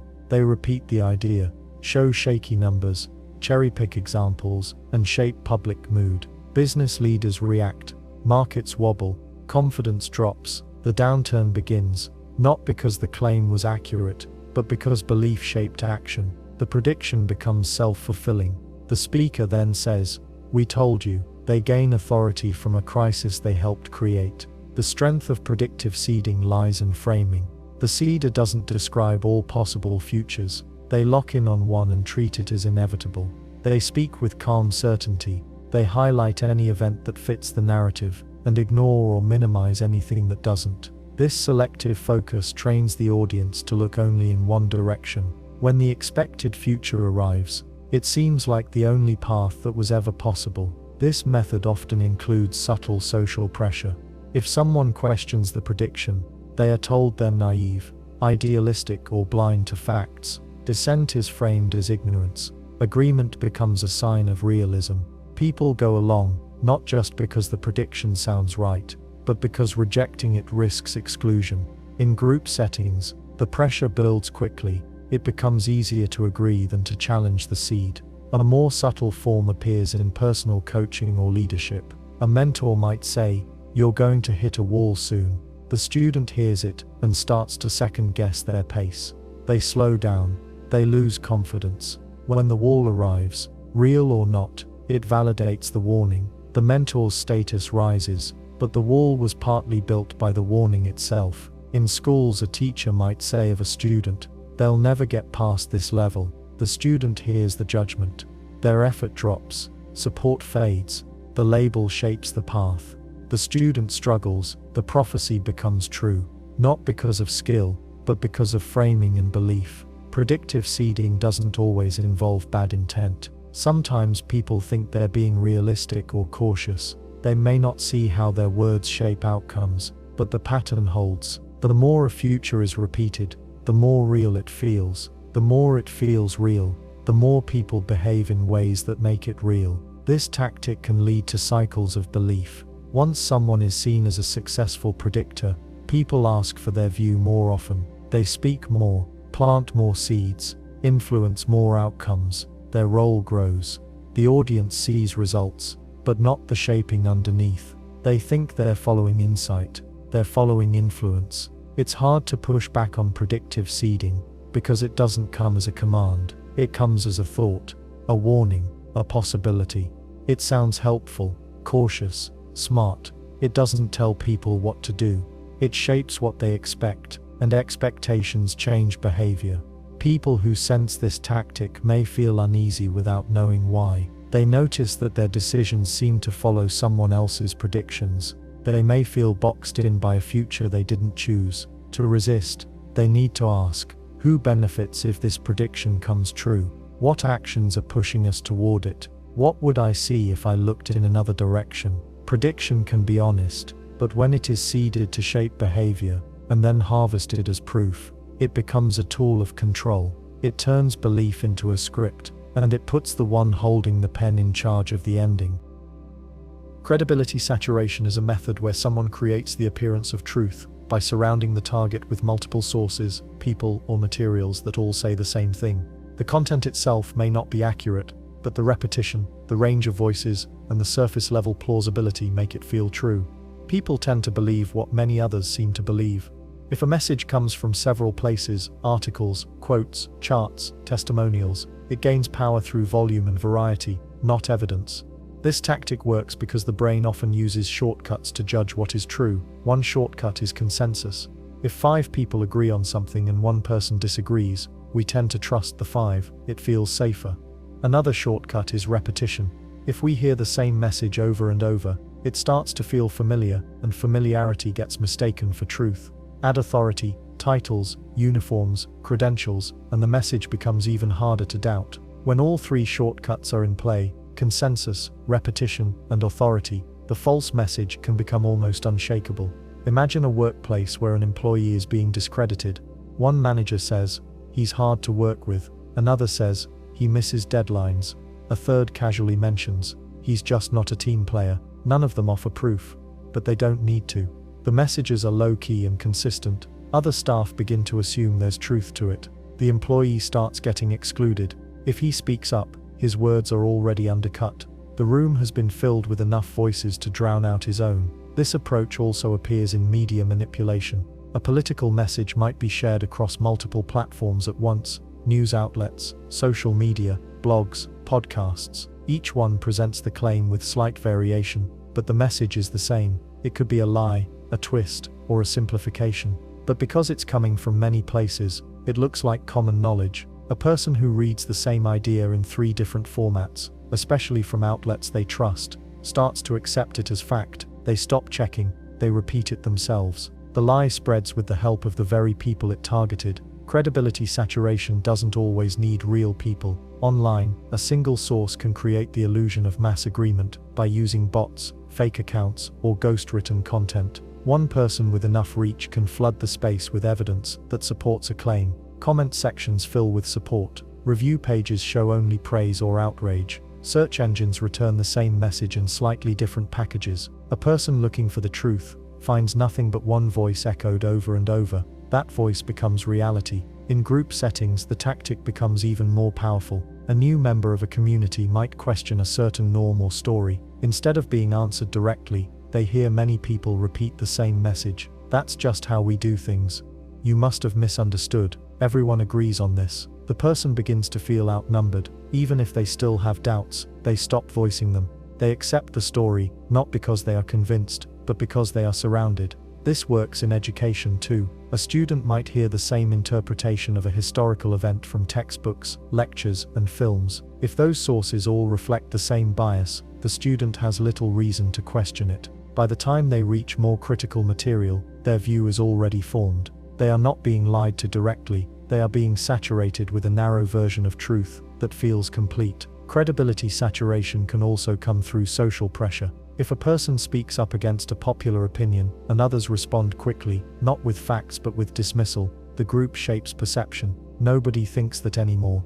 You sound crazy. Even experts disagree with you. The group frames the lone voice as misinformed or extreme. The person may begin to doubt their own experience, or they may stay quiet just to avoid conflict. Either way, the group wins control of the story. In marketing, companies use this tactic to build trust in products or services. A new product launches, and suddenly has dozens of 5-star reviews. Influencers mention it in casual posts. Blogs rank it highly. Ads say it's trending. The customer sees praise from every angle. They assume it's real. They buy the product. Later, if the product fails or doesn't match the hype, the customer may blame themselves instead of the campaign. "Maybe I just had bad luck." The false consensus created belief strong enough to override doubt. Credibility saturation also appears in personal manipulation. A person trying to control someone might plant stories with their friends. "She's been acting strange lately.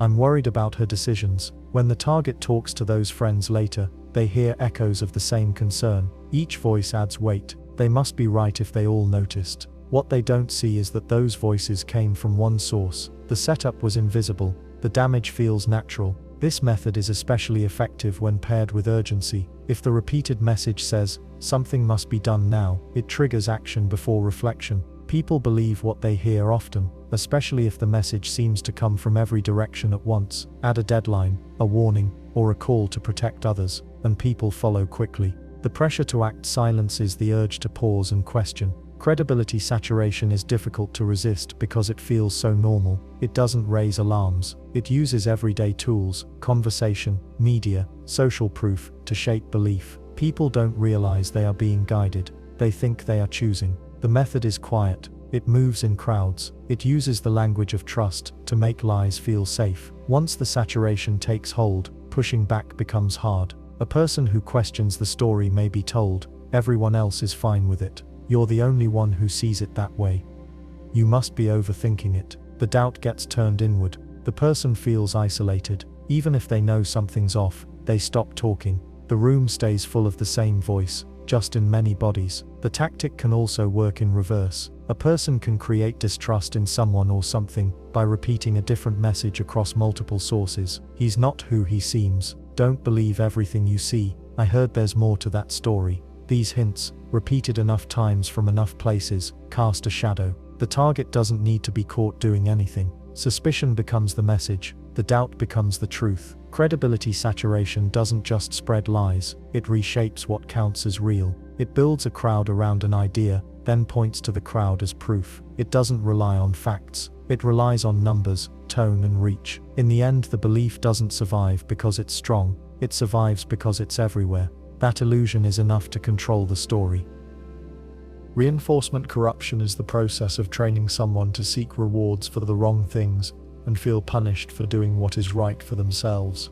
This happens when systems or people repeatedly reward behaviors that go against the target's values or best interests, while punishing actions tied to honesty, independence, or self-respect.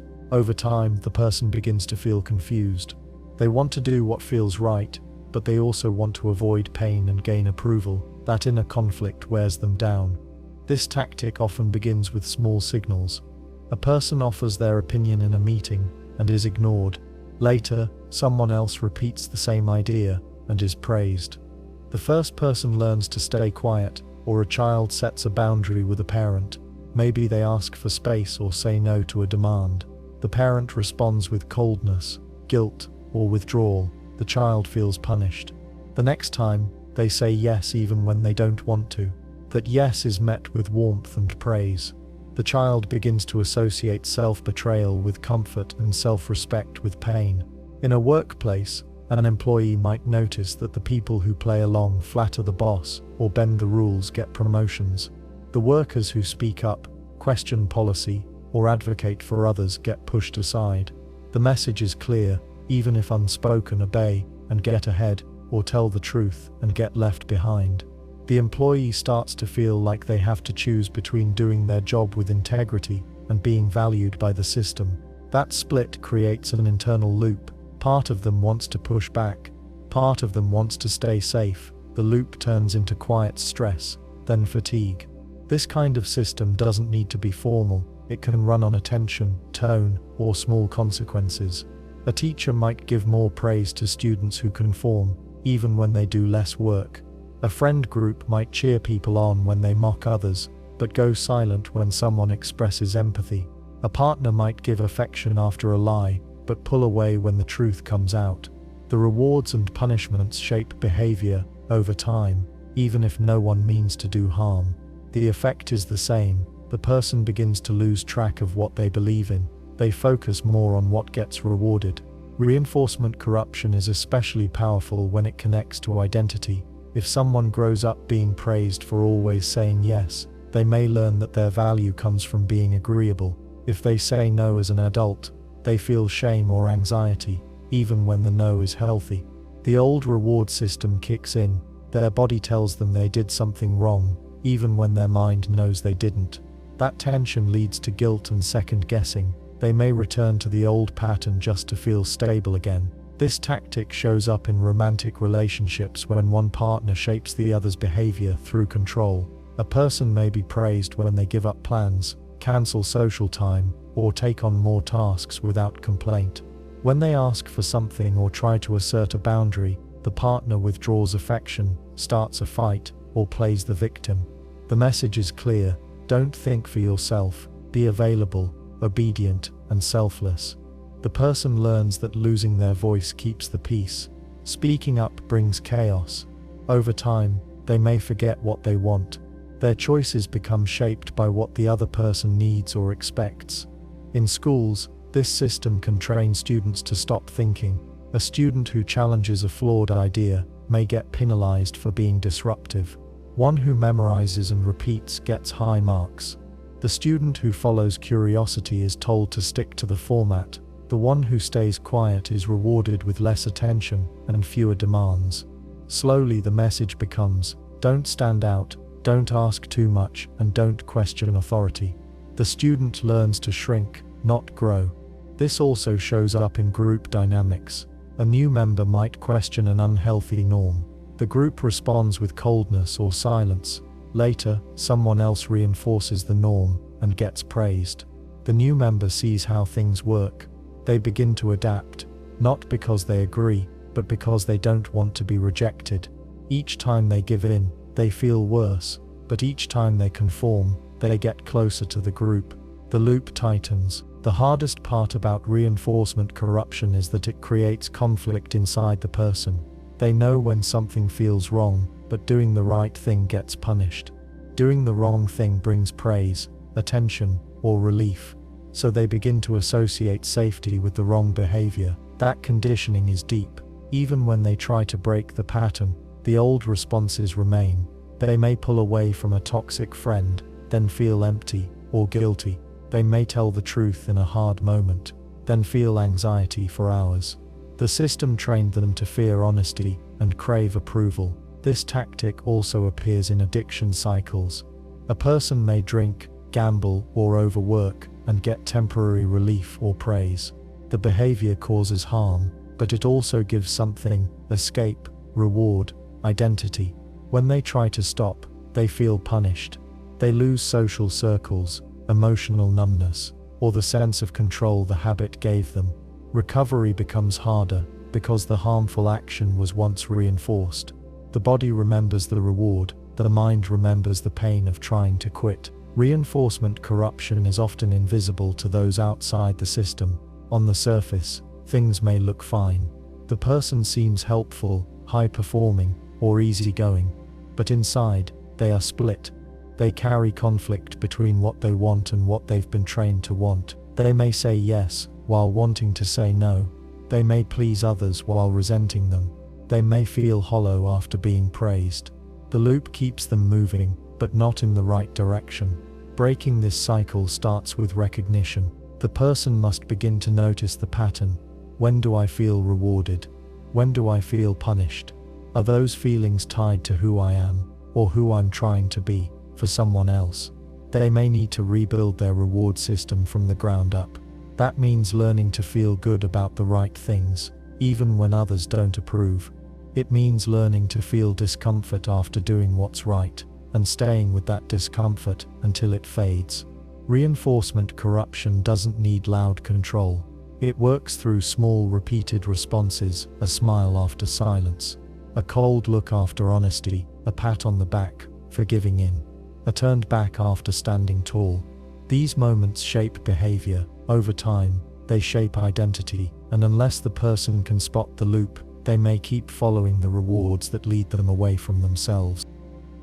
Status collapse manipulation is the deliberate effort to break down a person's social standing in a way that damages not just their role but their sense of identity. It targets people who hold influence, whether through leadership, skill, or trust from others. The method doesn't always rely on facts or direct attacks. It works by slowly removing respect, trust, and recognition until the person no longer feels seen the way they once were. That loss often leads to confusion, doubt, and emotional collapse. This tactic begins by identifying someone others look to for stability. It could be a team leader, a teacher, an artist, a public voice, or even an informal figure that others follow. Their status isn't just a title, it's the result of work, reliability, and relationships. That's what makes it powerful and vulnerable. If someone wants to disrupt a group, they don't need to take down the whole structure. They only need to make people stop trusting the figure that holds it together. The first step is often doubt. Small comments are planted. They're not as sharp as they used to be. I heard they made some mistakes. They seem off lately.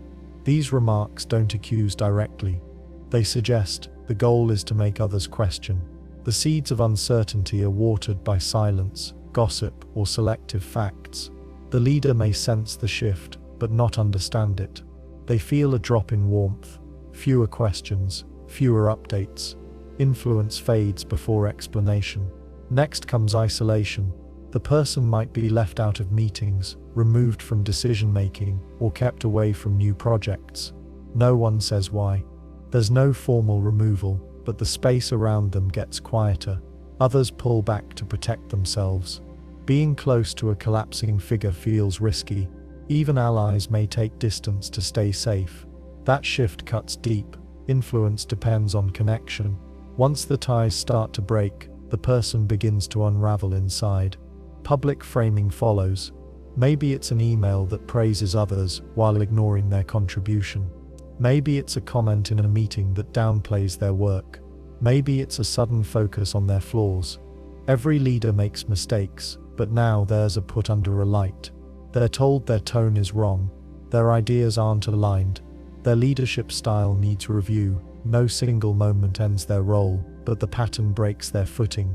Soon, others see them not as a guide, but as someone being managed, in communities or social groups. The process may look more emotional. A person may find themselves blamed for tension, even when they've done nothing new. Their jokes land flat, their presence feels heavy to others. When they speak, fewer people respond. When they suggest, fewer agree. They are no longer the trusted one. They are the awkward one. People still smile, but there's distance behind it.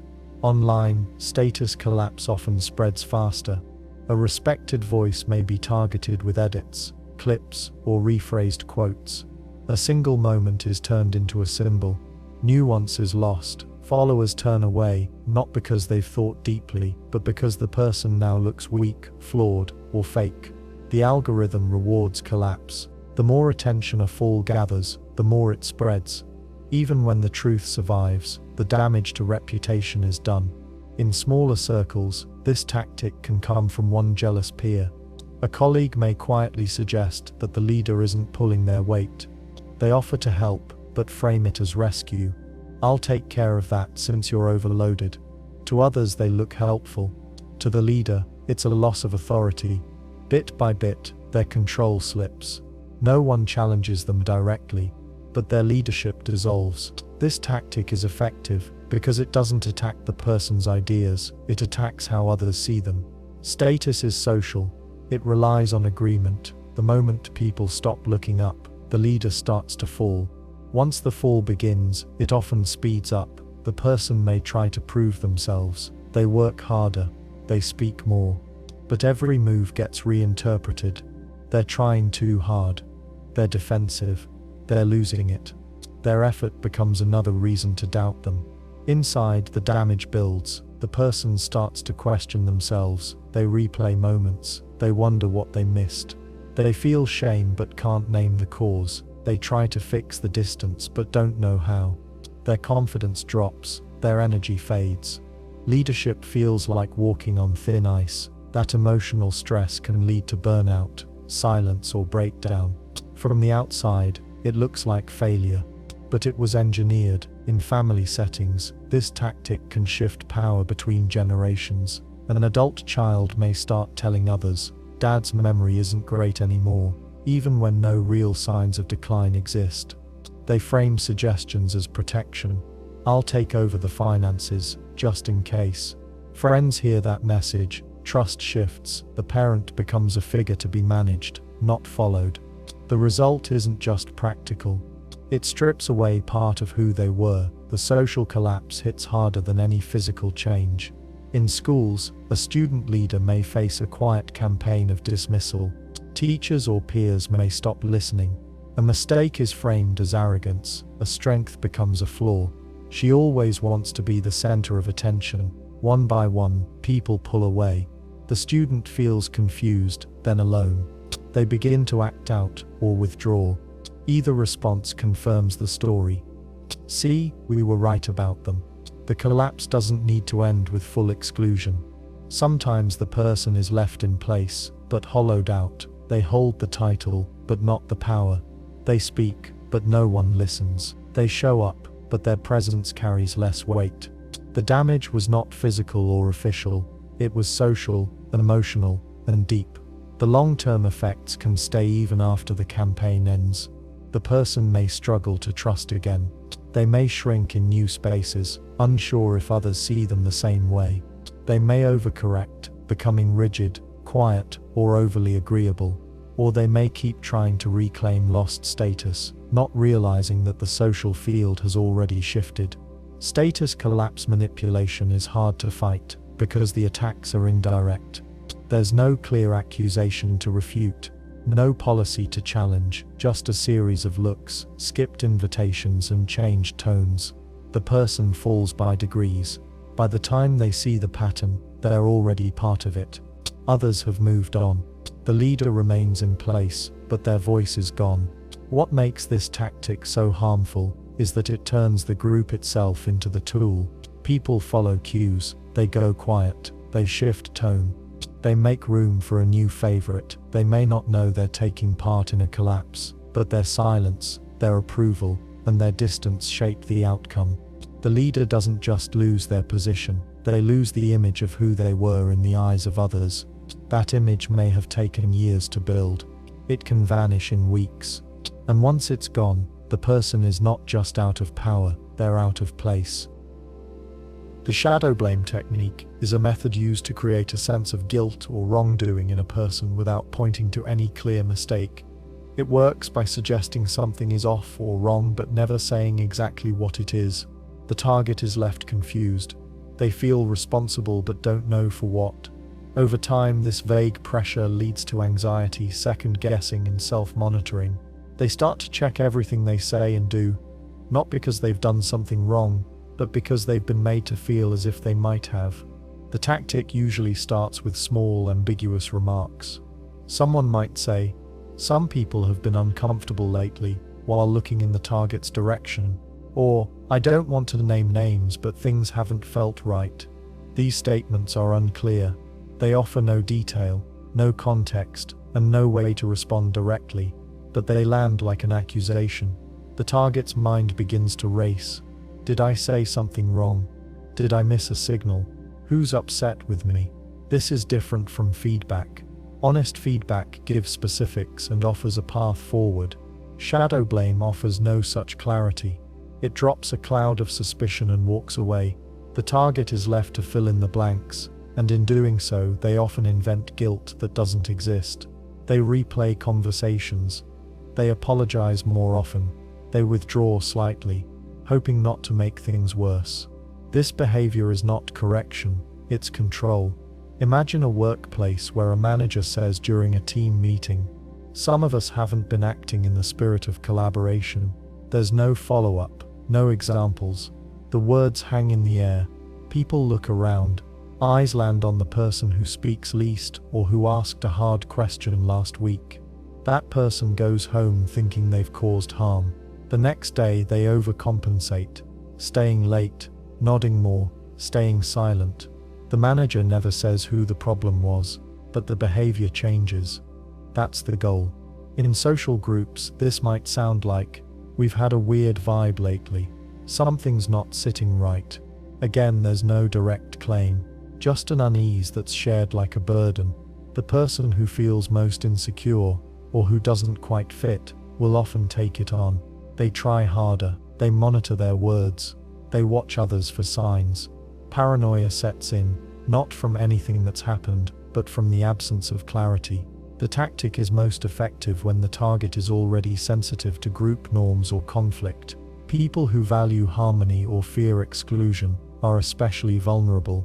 They don't need much pressure to start scanning themselves for flaws. The suggestion of being the problem is enough to trigger compliance, even without evidence. Shadow blame also works when paired with silence. A person may stop responding to messages, give short replies, or pull away slightly, without explanation. The target senses the shift but gets no clear reason. If they ask directly, they hear something like, "It's not a big deal," or "I just need space." But the tone says otherwise. The target begins to think they've done something wrong, even if they haven't. They adjust their behavior in the dark. In romantic relationships, one partner might say, "I don't feel safe being open with you lately," without giving examples. The other person feels accused but doesn't know how to fix it. They start walking on eggshells. They apologize in general terms. "If I've done anything, I'm sorry." The other partner never names anything specific. This keeps the power in their hands. They remain the one who knows the truth. The target remains the one in question. In families, a parent might say, "I don't like how things have been going in this house," while looking at a particular child. The words aren't directed, but they're clearly aimed. The child changes their behavior, hoping to correct something invisible. Or a sibling might say, "I just wish people here were more thoughtful," after a disagreement. The target feels blamed, but can't argue against anything concrete. Online, this tactic shows up as vague posts or comments. Someone might write, "Funny how some people act like allies, but show their true colors when it counts." No names are used, but the tone is sharp. The target sees it and wonders if it's about them. They read back through messages. They try to figure out what they missed. The ambiguity keeps them hooked. If they confront the poster, they're told, "If the shoe fits, the trap is complete." The shadow blame technique creates an internal split. The target begins to live in two worlds, what's real and what might be true. They don't know where the danger is, so they prepare for all outcomes. They soften their voice. They avoid hard opinions. They ask for approval more often. Their self-expression fades. What remains is caution. The tactic works not because the target did anything wrong, but because humans are wired to seek belonging. Unnamed disapproval threatens that sense of belonging. When people feel excluded or judged, but can't name why, they don't push back. They try harder to please. That effort benefits the one using the tactic. It creates compliance without confrontation. Over time, the target may become more dependent on the person or group that's blaming them. They begin to see themselves through the lens of the vague guilt. They stop trusting their own memory or judgment. If they raise concerns, they may be told, "You're being too sensitive," or "You're reading into things." This deepens the confusion. They wonder if they are the problem. That self-doubt keeps them quiet. Shadow blame is different from direct control. It's softer, quieter, and harder to challenge. It doesn't leave clear evidence. It leaves feelings unease, guilt, worry. That makes it harder to name and resist. If someone says, "I don't feel safe around you," the other person can't argue. If someone says, "Things have been weird," but won't say how, the target can't defend themselves. The tactic protects the blamer and burdens the blamed. This method works best in closed systems, families, teams, friend groups, small communities. The target can't walk away easily. The need to stay makes the guilt stronger. The less escape, the more likely they are to self-police. They change themselves to fix a problem that was never clearly named. Some use this method without meaning to. They feel something and don't want to deal with it directly, so they hint or signal. Others use it deliberately. They know that keeping blame vague gives them control. They know that unspoken guilt spreads faster than spoken critique. The effect is the same. The target shrinks. The control grows. People affected by this technique often feel the need to apologize often, even when no one asked. They monitor their tone. They over-explain. They start conversations with, "Sorry if," or "I hope I didn't." These are signs of someone trying to repair damage they can't see. That constant effort slowly replaces their confidence with anxiety. They don't know what they did. They just know they're always at risk. Phantom authority is the act of claiming rules, policies, titles, or systems of control that don't actually exist, or exist in ways that are far less rigid or official than they're made to seem. This method works by using the appearance of structure or power to shape behavior. When people hear that something is a rule or that someone has official power, they tend to comply, especially if they fear consequences. Phantom authority plays on this habit. It creates obedience through illusion. This tactic doesn't require paperwork or legal codes. It relies on tone, confidence, and vague language. Someone might say, "It's against policy," without naming the policy or showing it, or "The rules changed last week," without a source. They may refer to compliance guidelines, administrative protocols, or department standards, even when none are written down or enforceable. These phrases sound real. They sound official. Most people won't question them. In a workplace, this might look like a middle manager claiming, "It's a corporate mandate that we don't allow remote work anymore." No memo is shown, no email is shared. The employee feels forced to return to the office. Later, they might find out the company never made that decision, only this manager did. But by then, the habit is set.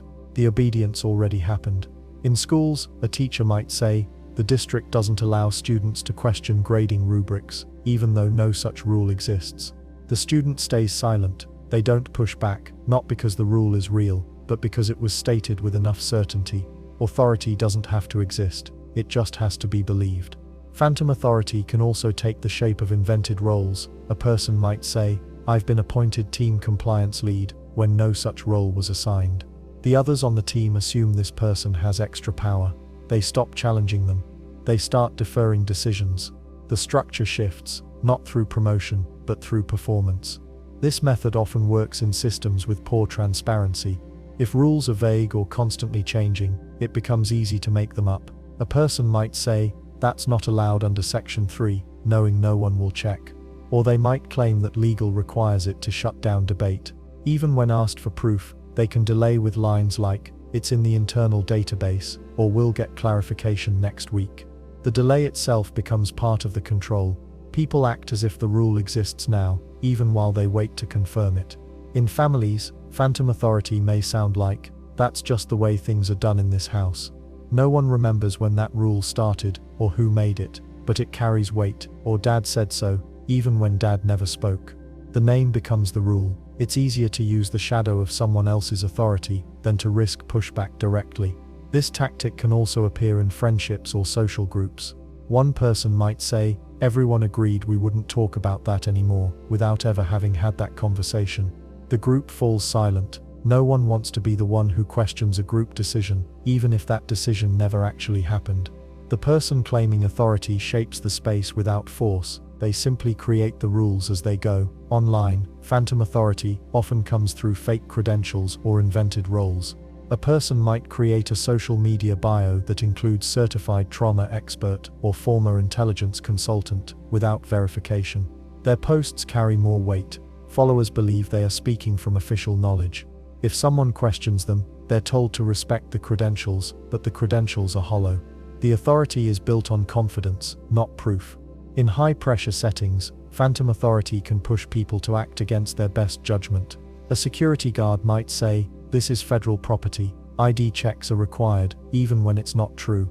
The tone is enough. Most people comply. They don't want to risk breaking a law, even if they don't know which law applies. This method is especially effective when the person using it wears the right signals. A clipboard, a badge, a branded jacket, or even the right vocabulary can give the illusion of rank. People scan for signs of authority. If they see even one or two, they fill in the rest. Someone with a confident tone and a fake title can walk into rooms they don't belong in. They can silence dissent, they can block questions, and most people will step aside. Phantom authority doesn't just work on individuals, it spreads through groups.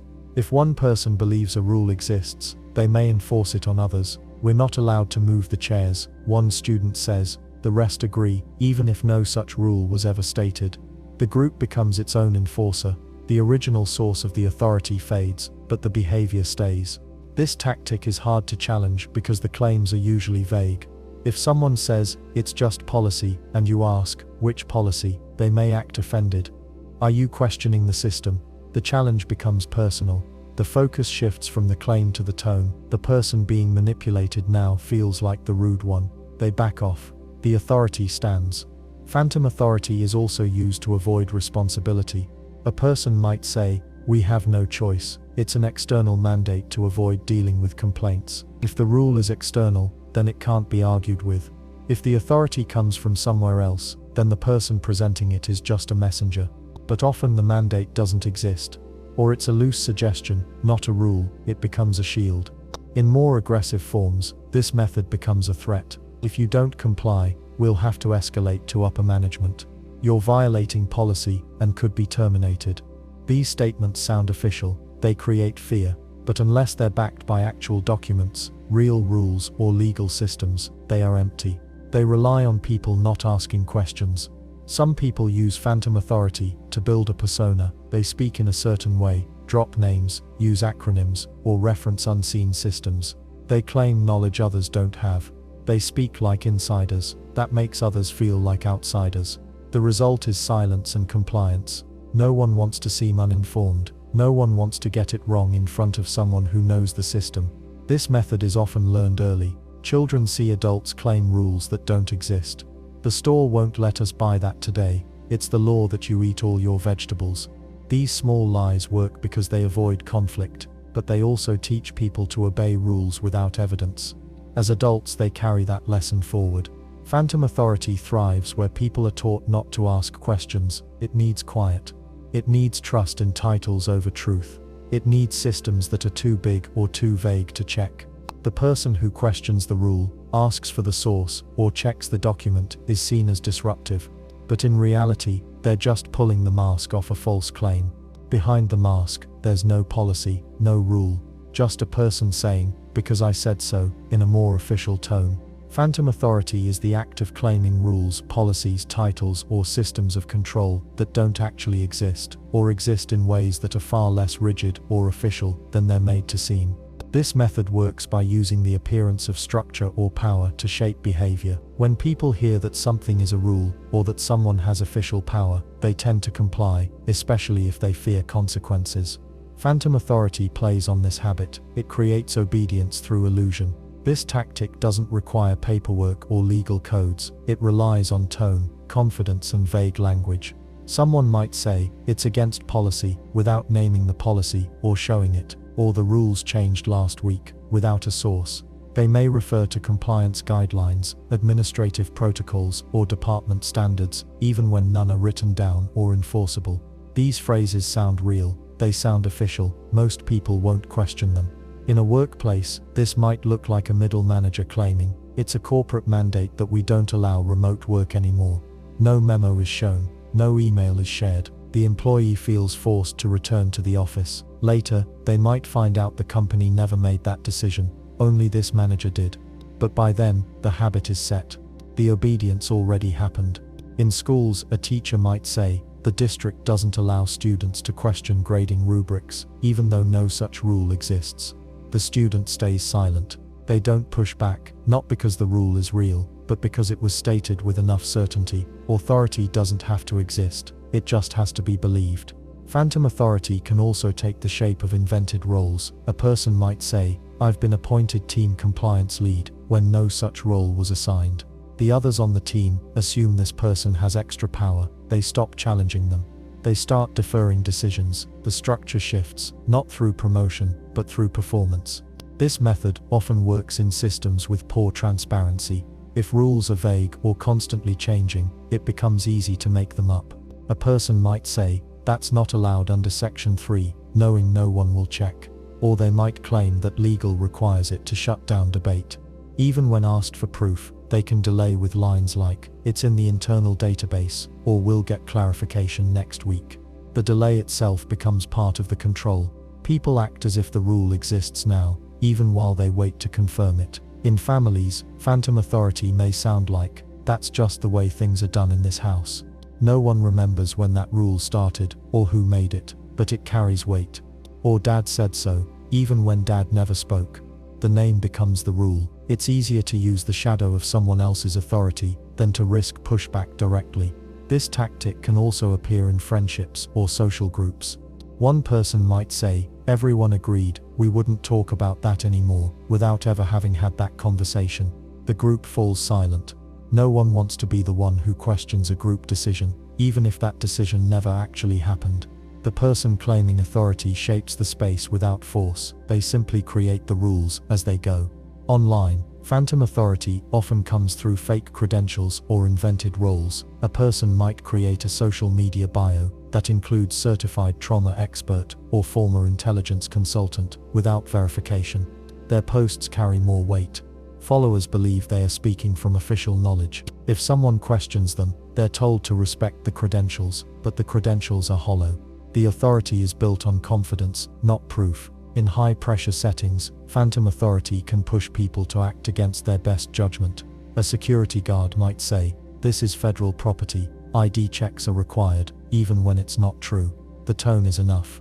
Most people comply. They don't want to risk breaking a law, even if they don't know which law applies. This method is especially effective when the person using it wears the right signals.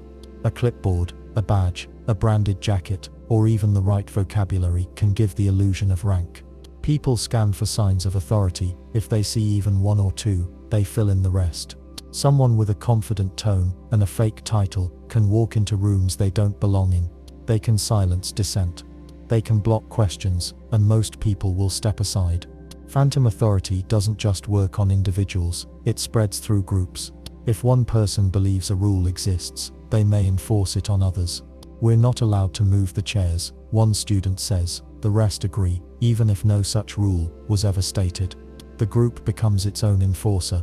The original source of the authority fades, but the behavior stays. This tactic is hard to challenge, because the claims are usually vague.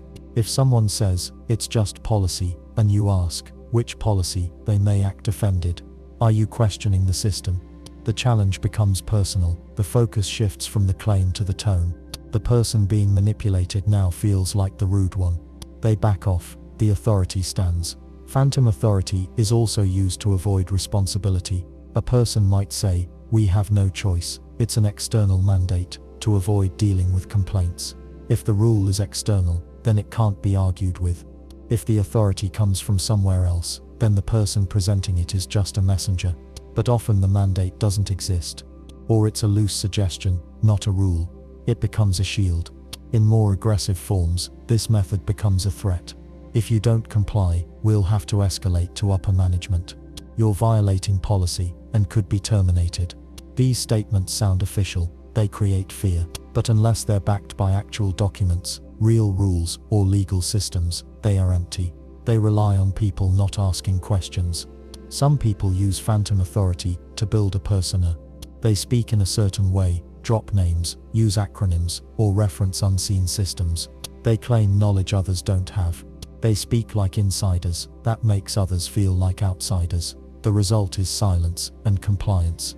No one wants to seem uninformed, no one wants to get it wrong in front of someone who knows the system. This method is often learned early. Children see adults claim rules that don't exist. The store won't let us buy that today. It's the law that you eat all your vegetables. These small lies work because they avoid conflict, but they also teach people to obey rules without evidence. As adults, they carry that lesson forward. Phantom authority thrives where people are taught not to ask questions. It needs quiet. It needs trust in titles over truth. It needs systems that are too big or too vague to check. The person who questions the rule, asks for the source, or checks the document is seen as disruptive. But in reality, they're just pulling the mask off a false claim. Behind the mask, there's no policy, no rule, just a person saying, "Because I said so," in a more official tone. Proxy outrage is the act of getting someone else to express anger or offense on your behalf. While you stay quiet or appear neutral, it lets you shape public judgment without taking direct responsibility. This tactic works well in settings where showing strong emotion could damage your image, position, or strategy. By using a third party, often someone more vocal or more emotionally reactive, you create pressure without leaving fingerprints. The process begins when someone wants to condemn, punish, or discredit another person but doesn't want the blowback, so they suggest, hint, or share selective information with someone they know will react. That person, the proxy, goes public with outrage. They post online, confront someone, or raise the issue in a meeting. The original source of the anger stays behind the curtain, looking calm, thoughtful, or even surprised by the reaction. This method gives the appearance of widespread concern while hiding the true source. It creates noise around a target, while the real operator appears untouched. The outrage looks organic. It looks like many people are reacting on their own, but in reality the energy was seeded and directed. Imagine a manager who wants to remove an employee, but knows a direct confrontation could look personal or unfair. Instead of speaking up, the manager shares vague complaints with a loyal team member. "I'm not saying anything official, but a few people have mentioned concerns about her tone in meetings." That team member, believing they're protecting the group, raises the issue loudly. Others follow. The original manager says nothing. Later, when the employee is isolated or removed, the manager claims they had nothing to do with it. They say, "The team just felt uncomfortable." In social groups, proxy outrage can take the form of indirect storytelling. A person tells a friend about something that happened but leaves out key details. "She just completely ignored what I said. It was so disrespectful." They don't ask the friend to take action. They just express hurt. The friend, angry on their behalf, spreads the story. Others take sides. The original person keeps their hands clean. If confronted, they can say, "I never told anyone to do anything," but they created the conditions for conflict. Online, proxy outrage moves faster. Someone shares a screenshot out of context. They add a short comment, "Wow," just "wow." Their followers respond with fury. The person who posted it doesn't have to say anything else. They've guided the tone without making a claim. If the backlash grows, they step back and say, "I never asked for this. People are just passionate." The outrage becomes self-sustaining. This tactic is useful in public life. A politician might leak a rumor to a media outlet, knowing it will trigger public anger. They deny involvement. When reporters ask about the story, they say, "It's troubling if true, but I don't want to speculate." Meanwhile, the damage is done. Their rival is under fire, and they remain above the mess. Proxy outrage can also be used to test reactions. Someone might float a controversial idea through a friend or third party. Some people are starting to ask whether she's really committed to the team. If the idea gains traction, the source steps in later and says, "Maybe it's time we addressed it." If it backfires, they can say, "I never said that. It was just talk." In families, a parent may express disappointment to one child, knowing that child will tell the other, "I just wish your brother would step up more." The child relays the message. Tension rises. The parent says nothing directly but controls the flow of blame. This allows them to shape behavior without conflict. The hurt lands, but the words don't trace back to them. Proxy outrage is especially effective in hierarchical systems. A leader can share discontent downward, knowing someone lower will carry the emotion. A boss might say to a supervisor, "I don't think that team member gets it." The supervisor, eager to prove loyalty, confronts the employee. The boss stays silent. If the confrontation goes wrong, the boss distances themselves. "That's not how I would have handled it." This method works because moral outrage has social power. It draws attention. It frames an issue as urgent and emotional. When someone uses a proxy, they get the benefits of outrage, momentum, fear, compliance without the risks. They avoid being seen as petty, aggressive, or reactive. They appear rational, while others express the emotion. It also creates confusion. The target may sense where the outrage started, but can't prove it. They see the attack but not the hand behind it. If they accuse the original person, they risk looking paranoid. If they stay silent, they get buried. Either way, the person using the proxy wins ground. This tactic doesn't always involve lies. Sometimes it uses true information, but frames it to provoke. A person might say, "Did you see what she said to the client? That was risky." They don't say it was wrong, they just plant a sense of danger. The listener, already loyal, becomes the messenger. They take on the role of defender. They escalate the issue. The original speaker fades into the background. Proxy outrage can also reinforce group norms. If a leader wants to crush dissent without seeming authoritarian, they let a proxy express the outrage. "People are upset you questioned the process. There's talk that you're not being a team player." The target doesn't know who to talk to. They feel surrounded. They conform, not because they were corrected, but because they were cornered. Sometimes this tactic is used to avoid guilt. A person may feel hurt but not want to admit it. Instead of speaking directly, they signal distress to someone else. That person becomes the shield. "She was crying about what you said." Now the target faces a storm they can't address. They may try to clarify, but the room is already charged. The original person has cast themselves as a victim and a witness. They control the tone, but deny involvement. In movements or activism, proxy outrage can be used to push strategy. A leader may want to distance the group from a certain member, but not do it openly. Instead, they highlight a comment, question its meaning, and wait. Others take the bait. The leader watches the fallout, then steps in with calm language. "Let's stay focused on unity. The damage is done." The leader appears above it. This method becomes a cycle when people reward it. If the person using proxy outrage gets what they want, distance from an enemy, public sympathy, silence from critics, they keep using it. Others notice and start doing the same. It spreads through teams, friend groups, and families. Conflict moves sideways. Emotion travels faster than facts. The target of proxy outrage often feels trapped. They sense hostility, but can't find the source. They apologize for things they didn't do. They question their tone, their words, their presence. They shrink. That silence is the goal. Proxy outrage isn't about argument. It's about pressure. It uses emotion to shape the room, without ever stepping into the center of it. The person behind it walks away clean, while someone else takes the fall. Delayed consequence traps are actions that cause harm or change, but the impact only shows up much later, after the source has been forgotten, the situation has shifted, or someone else is left holding the damage. These traps are designed to break the connection between cause and effect. They rely on time to cover the origin. When the harm finally appears, no one can trace it clearly. The person responsible avoids blame. The person affected doesn't know who or what to question, and the system stays untouched. This tactic often shows up in decisions that seem small or harmless at first. A leader might make a quiet change to a system, policy or process. There's no immediate fallout. People adjust, things run smoothly. Then, weeks or months later, the problem begins to grow. Slow delays, unclear rules, silent frustration. By the time the problem becomes serious, the leader may be gone or promoted. The decision is no longer visible. The trap was set and triggered without a clear fingerprint. Imagine a company that quietly cuts funding for software maintenance. No one notices for months. Then the platform starts crashing.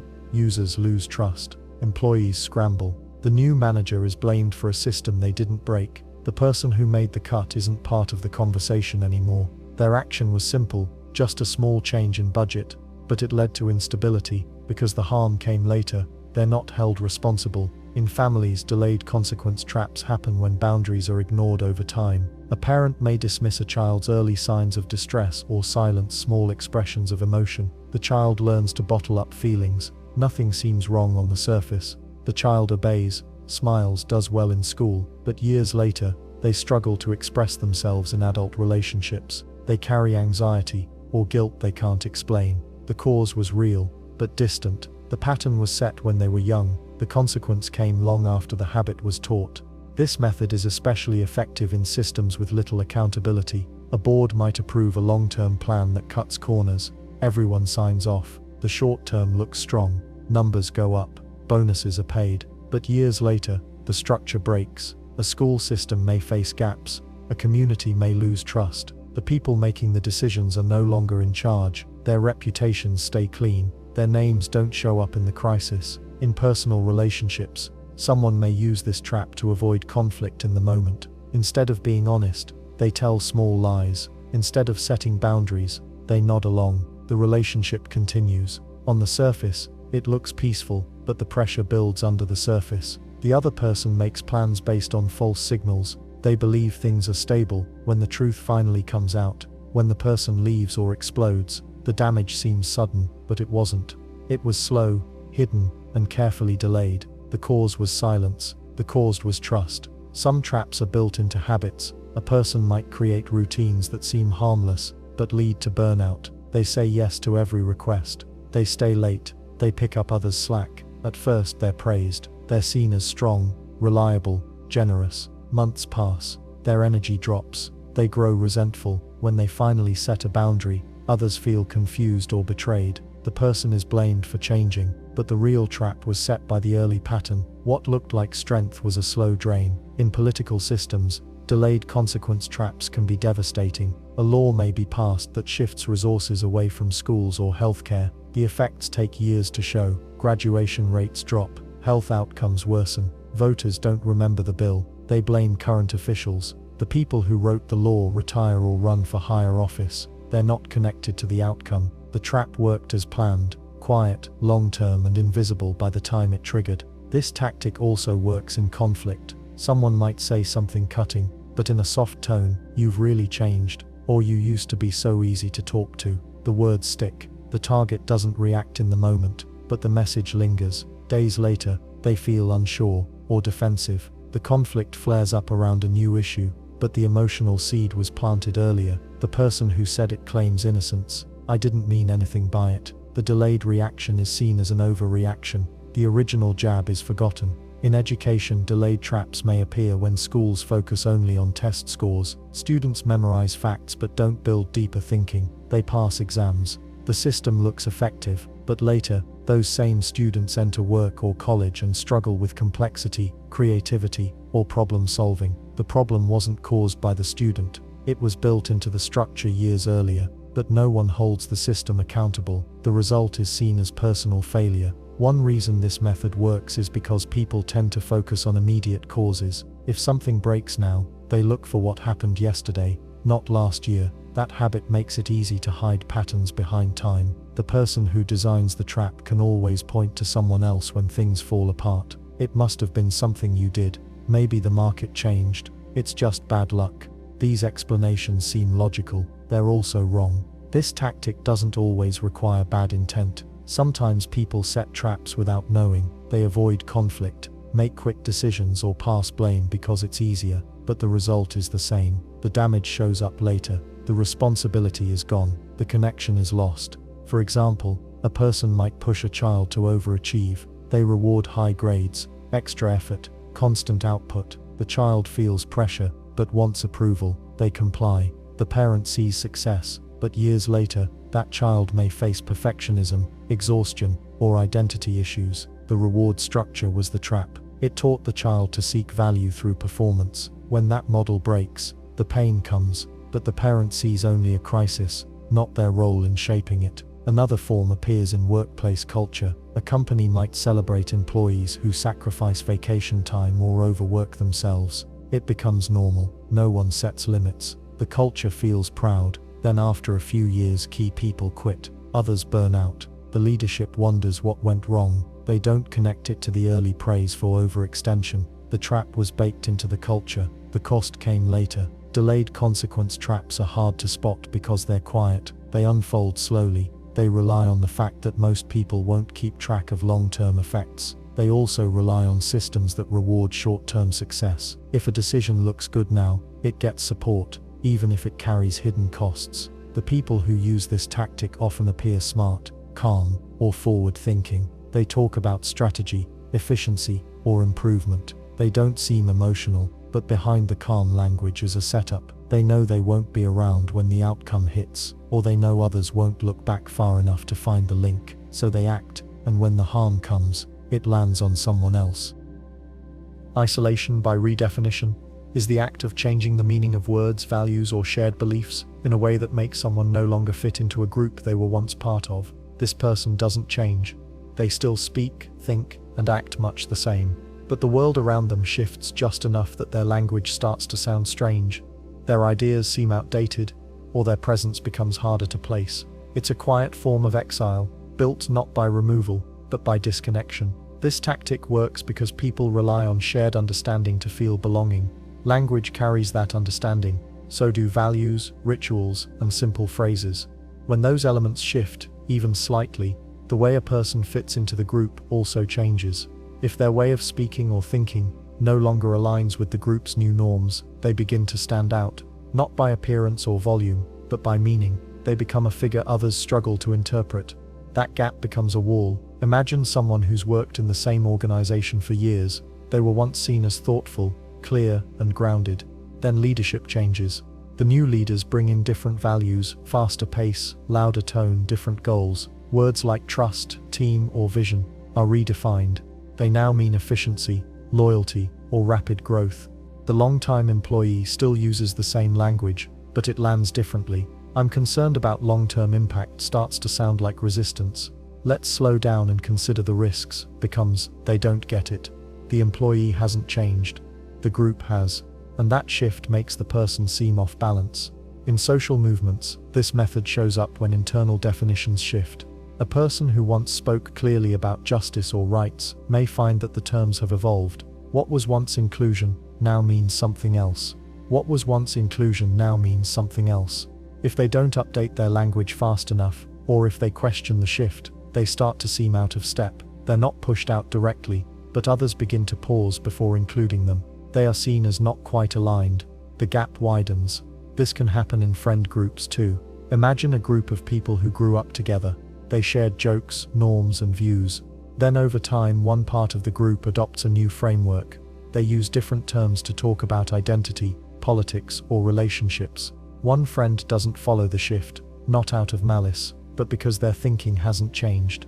They try to speak as they always have, but the responses change. "That's not the language we use anymore." "You're not listening." That's a problematic way to frame it. The friend feels confused, then distant. They aren't excluded with force. They are left behind by redefinition. In families, this tactic can be subtle. A parent may raise a child with values like honesty, humility, or duty. But later, the family begins to value status, performance, or appearance more. The child grows into an adult who still holds the old values. When they express them, they sound foreign. I don't care about the title. It doesn't feel right to compete over this. These words land like static. The family doesn't push them out, but they also don't hear them clearly anymore. The person feels alone in a room they used to understand. Online spaces are especially vulnerable to this method. Language changes fast. Norms shift by the day. A person may spend years building a voice or following based on a clear message. But as the culture evolves, they wake up to find their words no longer translate. They post something they think is thoughtful. The comments say it's outdated or offensive. They respond with care. The feedback grows sharper. Soon they are treated not as a peer, but as a problem. Their followers leave. Their voice fades. No one banned them, but the space redefined itself around them, and now they don't fit. This tactic doesn't need intention. It can happen without planning, but some use it deliberately. A person may introduce new terms or values into a group, knowing that certain members will not adjust. The new language becomes a filter. Only those who accept it remain fluent. Those who hesitate become outsiders, not by vote, but by meaning. It's a soft purge, masked as growth. Redefinition can also be used to smear. A person might take a value word like independent or curious and shift its meaning in context. They might say, "He always needs to be different," when someone questions a trend. "She's one of those free thinkers," in a dismissive tone. The original values become liabilities. What once sounded like strength now sounds like arrogance or resistance. The person who holds those values starts to feel misunderstood. The group sees them as difficult. This technique works because people fear confusion more than disagreement. If someone disagrees with a group, they can debate. But if someone no longer makes sense, the group disengages. Confusion feels like a burden. It drains energy. People don't want to decode others every time they speak. So they drift away from the person who now speaks in an older dialect, or who references frameworks the group has moved past. The person being redefined may sense what's happening, but not know how to respond. If they change their language to match the group, they feel fake. If they stay the same, they feel alone. The gap becomes a trap. They ask questions hoping to understand. The answers are vague. "We just don't say it that way anymore." That's not really the approach now. They ask why not. The group looks uncomfortable. Soon they stop asking. Over time, this person may start to withdraw. They don't speak up in meetings. They pause before posting online. They nod more, question less. Their presence shrinks. They aren't shouted down or mocked. They're just no longer understood. The group doesn't miss them. The room feels smoother without them, but something has been lost, the kind of honesty that only comes from difference. In its most subtle form, this tactic happens between two people. A partner may slowly redefine what counts as respect or love. Acts of care that once mattered, small notes, shared time, quiet support, are now seen as passive. The new standard is grand gestures or constant validation. The person who still offers the old forms feels invisible. Their efforts don't land. The relationship doesn't end. It just becomes quiet. One person remains confused. The other has moved on in plain sight. Isolation by redefinition is powerful because it needs no confrontation. It uses change itself as a weapon. The person being isolated isn't wrong. They aren't harmful. They're just no longer legible. That illegibility becomes their exile. They walk among others, but their words fall flat. Their ideas hit walls. Their values echo back without meaning. And no one has to push them out. The new language already did. Ghost influencing is a method of control where someone shapes another person's behavior, not through direct instruction or force, but by changing the influences around them. Instead of confronting the target, the person quietly redirects their environment, managing who they spend time with, what they read, what advice they hear, and which voices they trust. The target often doesn't know they're being guided. They believe they're making their own choices. But those choices are happening in a space that's been arranged for them. This method works because people don't act in isolation. They listen to friends, mentors, media, books, and cultural cues. These sources shape how they think, what they value, and what they see as possible. When those inputs shift, behavior follows. If someone wants to control another person without confrontation, they don't need to change the person directly, they only need to change the voices the person listens to. Imagine someone in a relationship who wants their partner to stop questioning them. Instead of arguing, they start talking negatively about one of the partner's closest friends. They always seem to stir things up. I don't think they really want what's best for you. These comments sound subtle. They don't force anything. But over time, the partner sees the friend with more doubt. They reach out less. The conversations change. Once the friend is at a distance, the partner hears fewer challenges. The person wanting control no longer has to explain themselves. They've silenced a voice without direct confrontation. In a workplace, a manager may want to shape an employee's thinking. Instead of giving strict orders, they assign a mentor who shares their values. They suggest books or articles that support their preferred approach. They invite the employee to meetings where a certain tone or idea dominates. There's no rule, no demand. But the environment filters out other views. The employee starts to adopt new patterns, not because they've been told to, but because every influence points in the same direction. This tactic is also common in group dynamics. If someone wants to shift the mood of a team or a circle of friends, they don't always go after the strongest voice. They focus on the side players. They give more attention to certain people. They raise up voices that agree with them.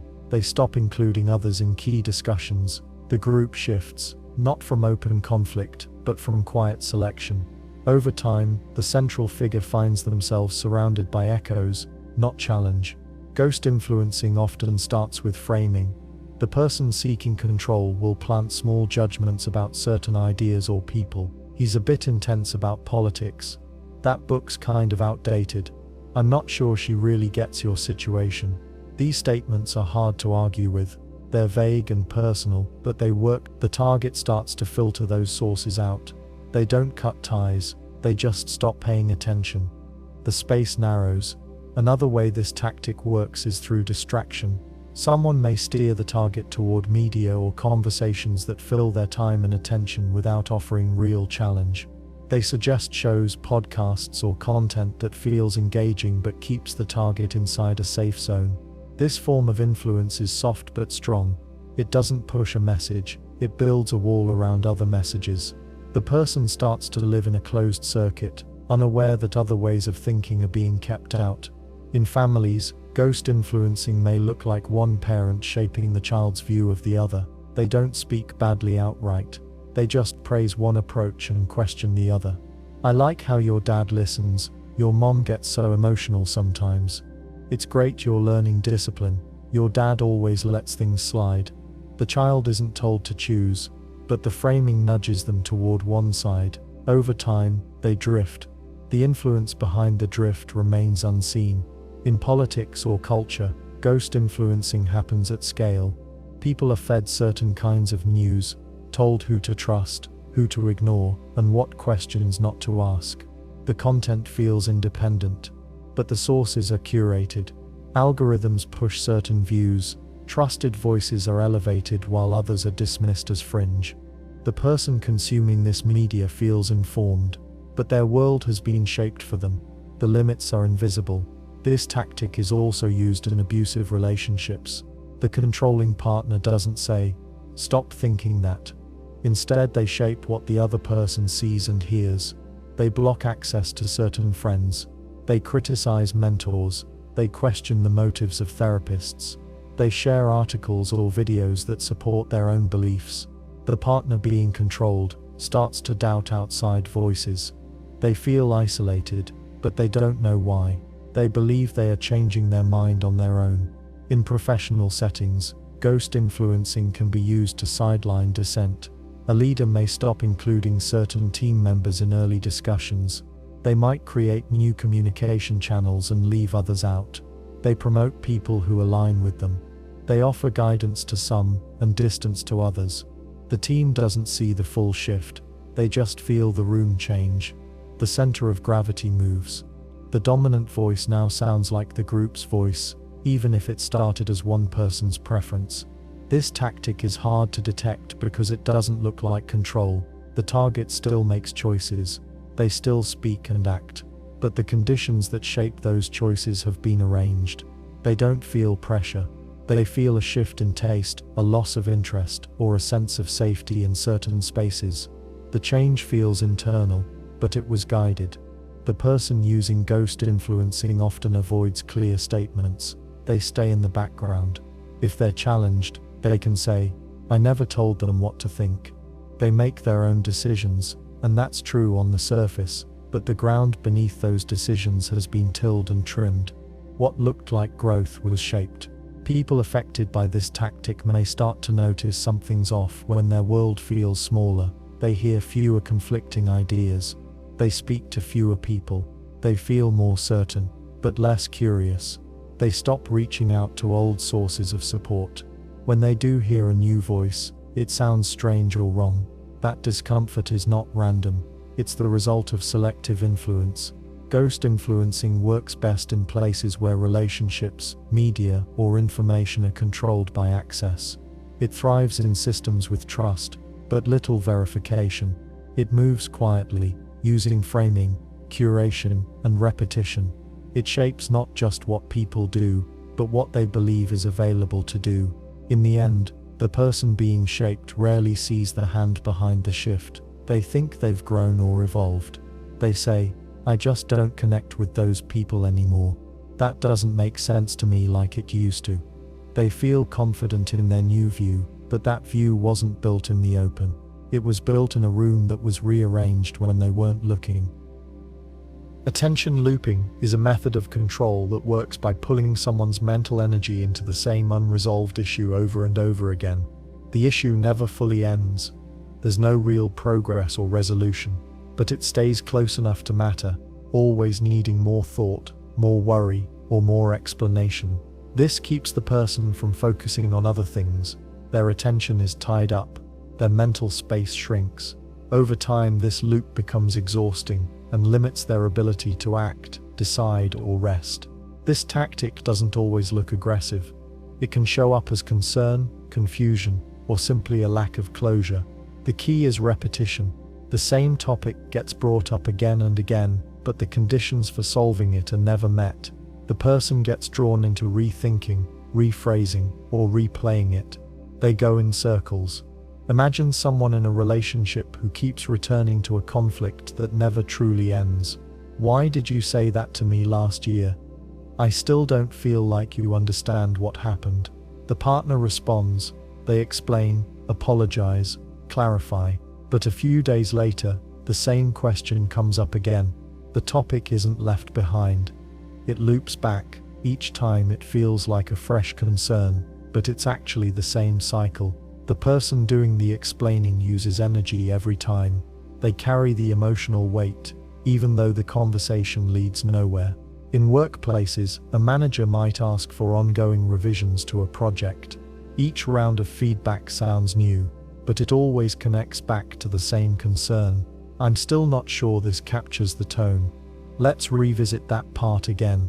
The employee reworks it. They get close to done, then pulled back.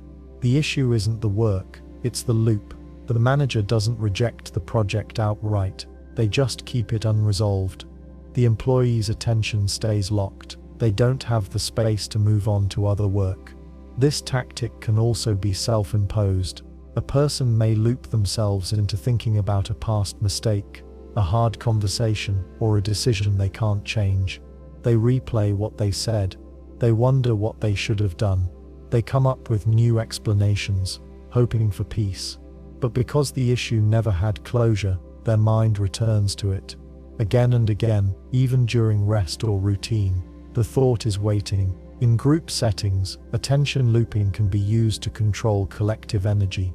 A leader may return to a topic that stirs emotion or guilt. "We need to keep talking about how the team let things slip last quarter." The group agrees. They discuss. But the next week, the leader says, "We still haven't processed what happened." The cycle repeats. No new insight comes, but the group keeps spending time on the same wound. Their energy drains. Other work is delayed. Growth stops. The method works because unresolved issues naturally call for attention. Humans want to finish what they start. If something remains open, the mind circles it. But when the tools to finish the task are taken away, or the goalposts shift, the loop becomes permanent. The person feels the need to act, but has no way to succeed. That pressure builds stress and steals focus.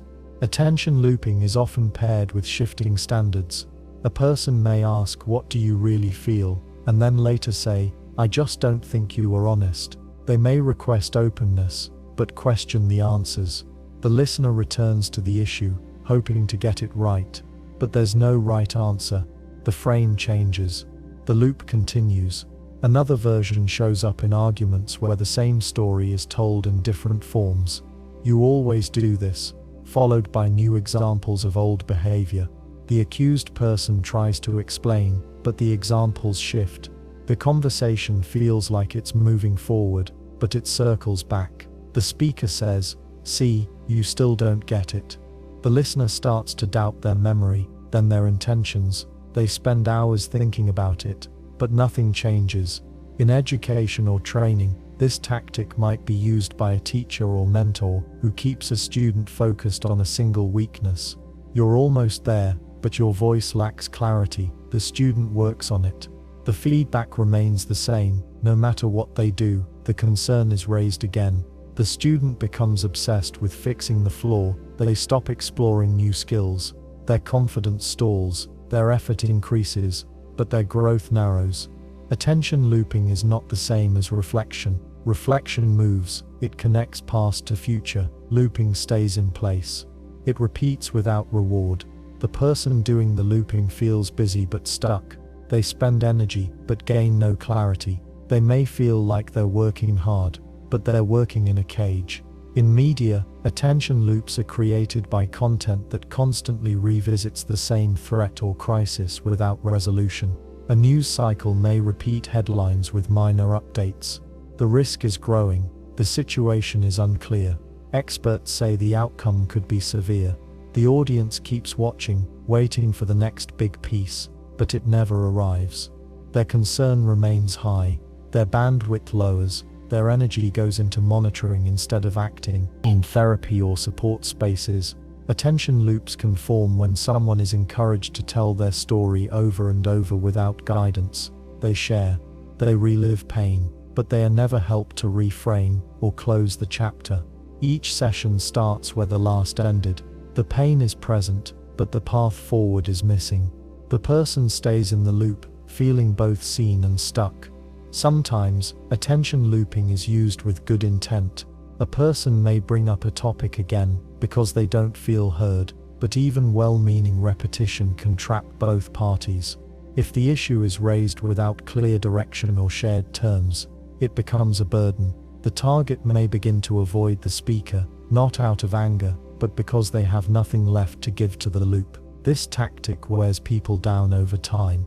The person in the loop may look fine. They may keep showing up, but they're slower to respond, quicker to fatigue, and less able to think long-term. They start to forget things. Their mood shifts. They aren't avoiding others. They're managing internal pressure. The loop takes priority over everything else. Eventually, the loop can reshape identity. A person may begin to see themselves as someone who always has to fix something, prove something, or defend something. Their self-image bends around the problem. They stop asking what they want. They ask what will end the loop, but there is no end. The problem was never designed to be solved. It was designed to absorb their attention, and that is where the power lies, not in answers, but in control over the mental space required to even ask different questions. Recursive doubt implantation is a way to weaken someone's sense of trust in themselves or the world by introducing small, quiet doubts that grow over time. These doubts are not loud. They don't attack. They don't shout, accuse, or demand. Instead, they settle in gently. They sound like concern, curiosity, or even care. Are you sure that's the right choice? That's just one way to look at it. Do you ever wonder if they're just being polite?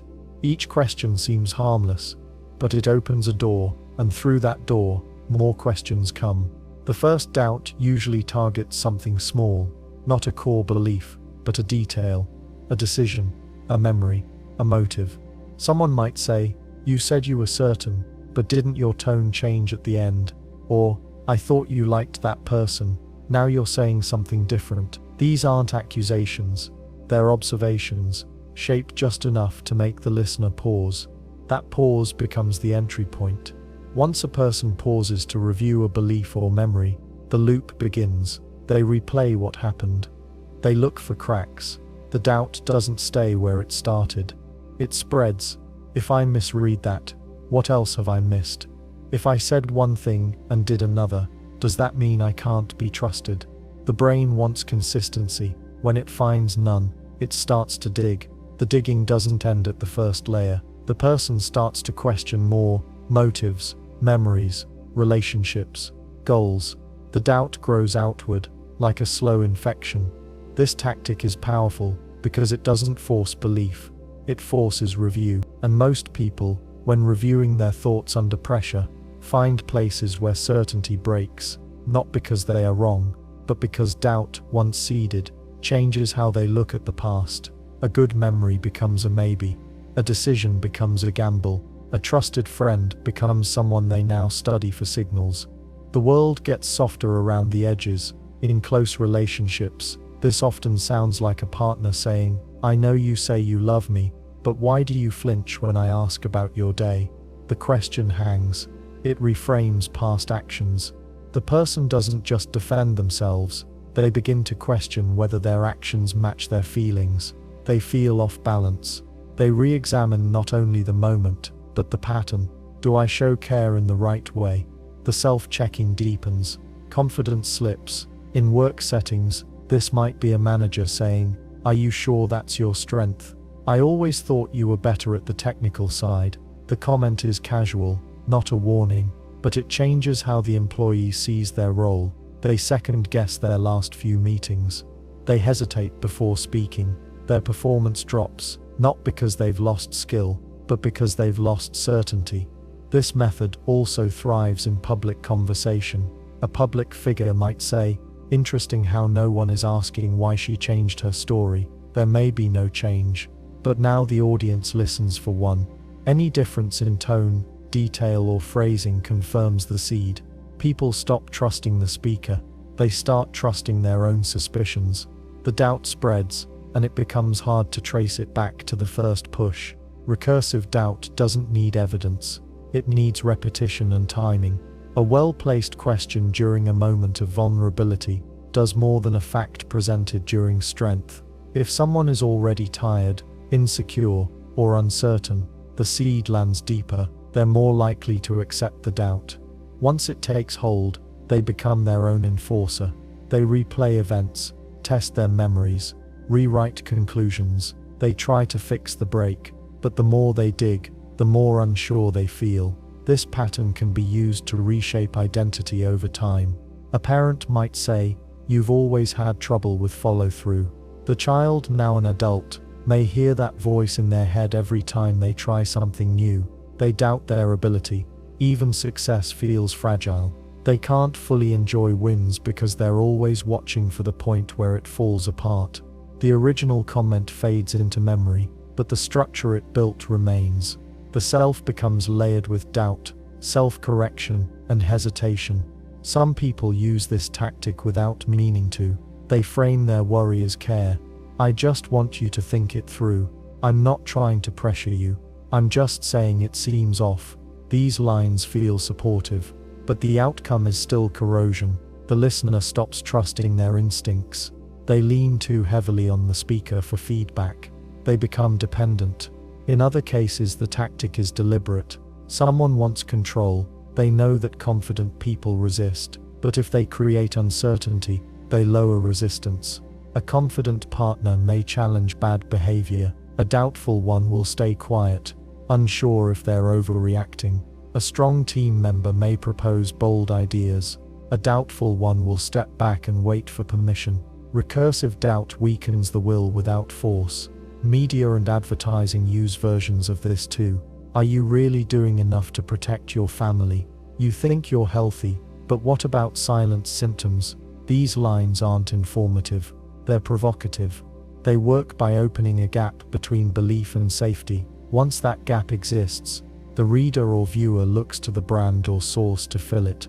The doubt is the hook. The solution is the sale. In communities, recursive doubt can isolate individuals. A group may question one member's tone, motives, or phrasing. It's just that you always come off a little cold. The member tries to change. Next time someone says, "Now you seem defensive," they can't win. Each adjustment creates new doubt. They stop trusting their ability to connect. They fade back. The group keeps its harmony. The individual carries the fracture. The effects of this tactic grow over time. At first the person may not notice. They brush off the comment, then return to it later. They think about it again the next week. A new situation triggers it. They start talking about it with others, looking for answers. But even the act of asking confirms the doubt. If I'm bringing it up, maybe it really is true. The loop feeds itself. Eventually recursive doubt becomes self-sustaining. The person starts doubting their doubt. Am I overthinking this? They're no longer sure what's real, what's imagined, or what's distorted. That confusion creates dependence. They look to others for clarity. The more they do, the more open they are to further seeds. The spiral deepens. The strength of this tactic is its quietness. It doesn't force change. It doesn't demand belief. It simply opens cracks. Once those cracks exist, time, memory, and pressure do the rest. The person begins to erode, not because they are weak, but because doubt, once rooted, grows wide. It touches everything. And unless someone can stop the loop, trace it back and name it for what it is, the erosion continues. Optimism weaponization is the use of false hope to keep people passive, loyal, or quiet. It works by promising that things will get better soon, even when there's no real plan or effort to change anything. This kind of hope isn't about encouragement. It's about control. When people believe improvement is just around the corner, they wait. They don't push back. They hold on a little longer. That waiting benefits the person in power, who avoids pressure or rebellion without actually solving the problem. This tactic is common in situations where discontent is rising, but action would cost the person in control, rather than facing demands, criticism, or revolt. They offer comfort through empty promises. We're almost through the worst of it. Next quarter things will turn around. Big changes are coming. These lines sound kind. They sound strategic, but they carry no solid backing. They exist to stretch patience, not to deliver change. In workplaces, a manager may keep a struggling team in place by saying, "We're on the verge of a promotion round. Just hang in there." Months pass. Nothing changes. When people raise questions, they're told, "There's a restructuring in the works." The team keeps grinding, hoping for a reward, but the cycle repeats. The promise never arrives. The system keeps running on hope instead of fairness. This form of control works especially well when people are tired, stressed, or afraid. If someone is already overworked, the promise of relief keeps them from walking away. They don't want to start over. They want to believe that all the sacrifice will pay off. When someone in power offers that belief, it feels like kindness, but it's a trap. The person continues to suffer because they think it will be worth it soon. In personal relationships, this tactic sounds like, "I know I've made mistakes, but I'm changing. I can feel it." The partner stays, hoping for growth. Every time things go bad, the pattern resets. After a fight, there's a calm talk. Promises are made. This time it's real. "I'm getting help." Weeks go by, then the same harm happens again. The cycle repeats. The optimism becomes the chain. The person on the receiving end starts to measure success by how much time passes between problems instead of by true change. Leaders may use this tactic on a larger scale. In politics, those in charge may tell the public that recovery is close, even when the systems causing harm are untouched. The economy is turning around. New jobs are coming soon. We've almost solved this crisis. These words give people a reason to wait. They postpone protest. They reduce anger. Even when the numbers show no improvement, the message stays the same. it's always almost better. This works because people want to believe in progress. Most people can handle hardship if they believe it leads somewhere. Hope gives pain meaning, but when the hope is false, when it's used only to maintain power, it becomes a tool of manipulation. It keeps people in line, while the person in charge avoids accountability. The key to this tactic is timing. The promise must come before breaking point. If people are too far gone, they leave. If they still have some energy, they'll use it to hold out a little longer. The person in control knows this. They wait until they sense the edge, then offer the promise. Not too soon, not too late. Just enough to stretch the leash. In education, a student might be told by a school advisor, next term there will be better classes, or that scholarship is just a few credits away. But no clear plan is made. The student keeps taking on debt or stress, hoping the system will finally support them. By the time they realize the help won't come, they're already deep in the system. They've invested too much to leave. So they stay. The hope kept them in place while the institution did little to change. In activist circles, someone in a position of influence might calm growing dissent by saying, "We're close to a breakthrough, let's not turn on each other now." This sounds wise, but it can also be used to stall needed challenge. The person saying it might be blocking reforms, ignoring harm, or avoiding hard decisions. The group waits. Momentum slows. Energy fades. The structure stays the same. In cults or closed systems, this tactic is built into the design. Members are told that clarity, reward, or truth is just beyond reach. You're almost ready. You just need one more level of understanding. When doubts arise, they're framed as signs of weakness.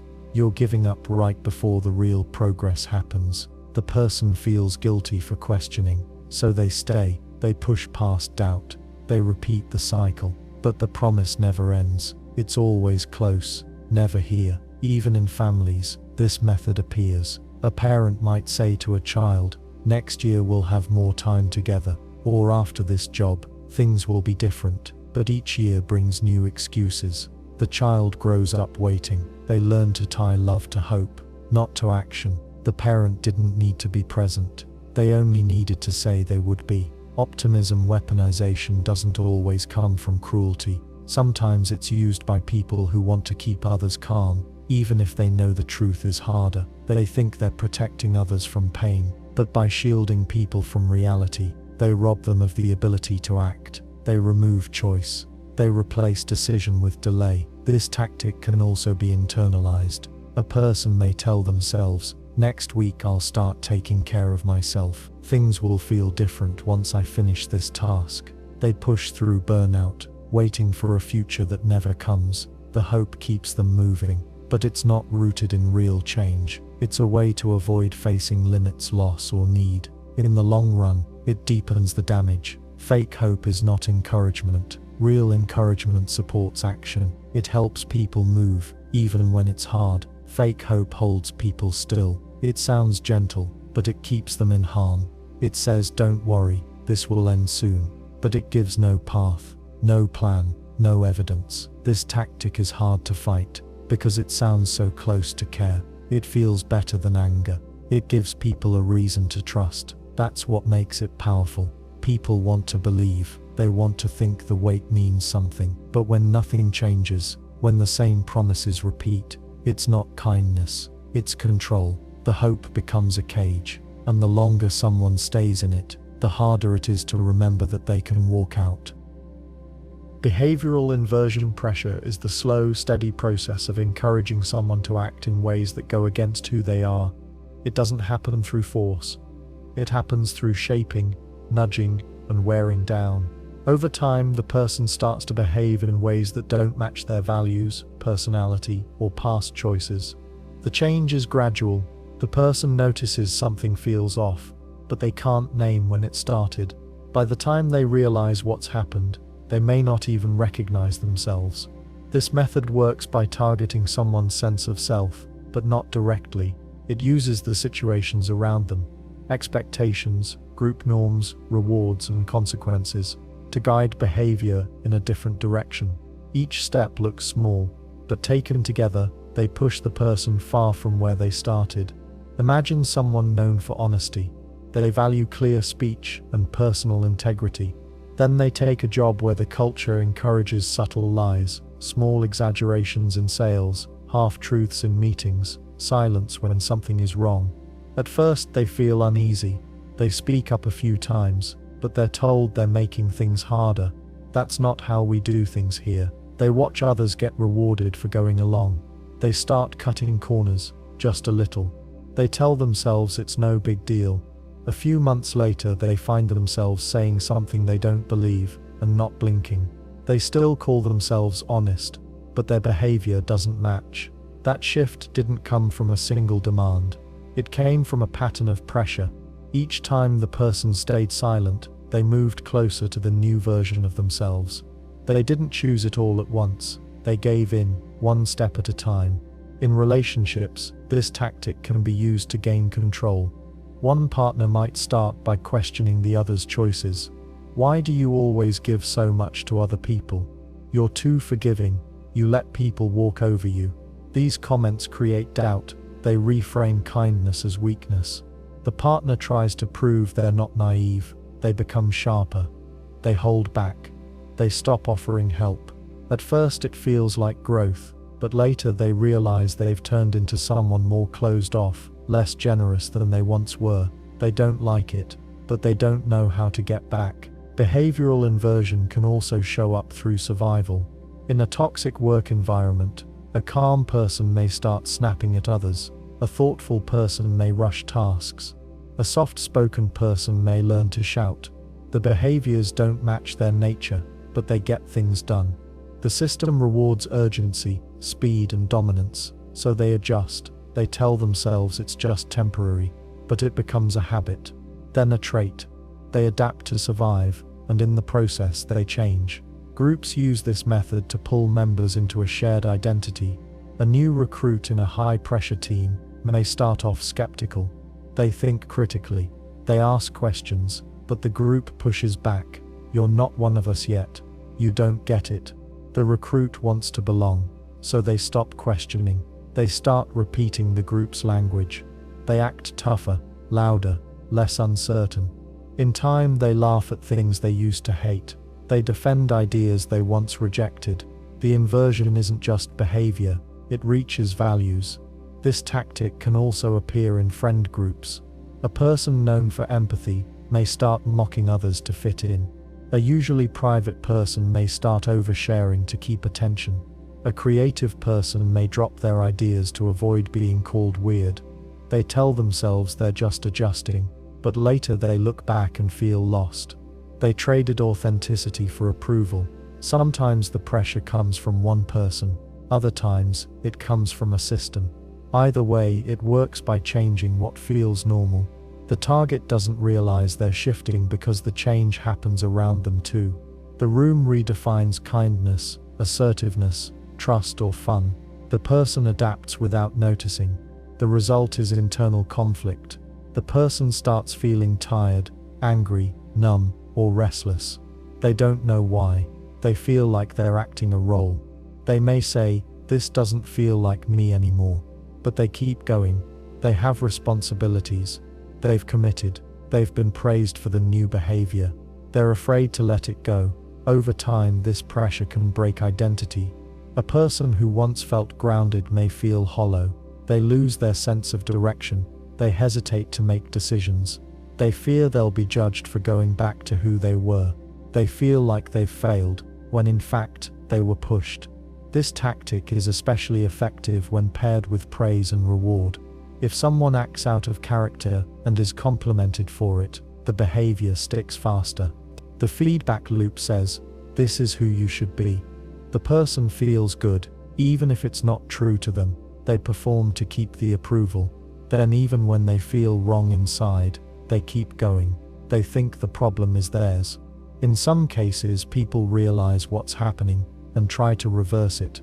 But that's not easy. They may face rejection or confusion. Others may say, "You've changed, why are you going backwards?" Or "This new version of you is better." The person feels trapped between how they're seen and who they want to be. Reclaiming their identity feels risky. but staying in the new role feels fake. This process doesn't always come from cruelty. Sometimes people push others to change because they think they're helping. A parent may tell a child, "You need to be tougher if you want to succeed." A coach may say, "Drop the sensitivity, it's holding you back." The message is meant to support, but it pushes the person away from their nature. It creates conflict.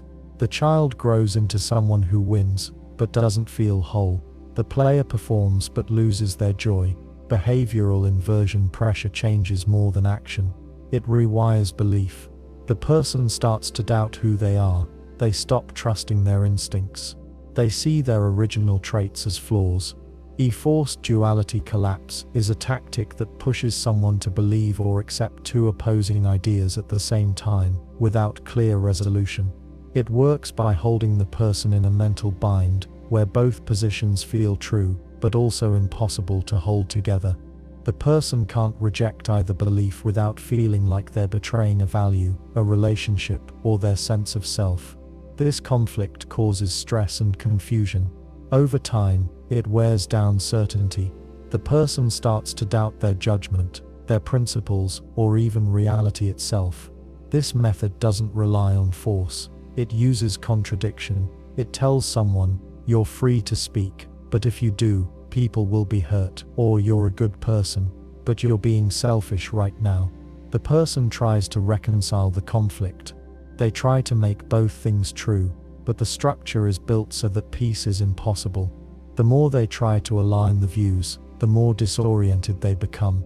Imagine someone who values both honesty and loyalty. Their friend asks for support in a situation where they're clearly in the wrong.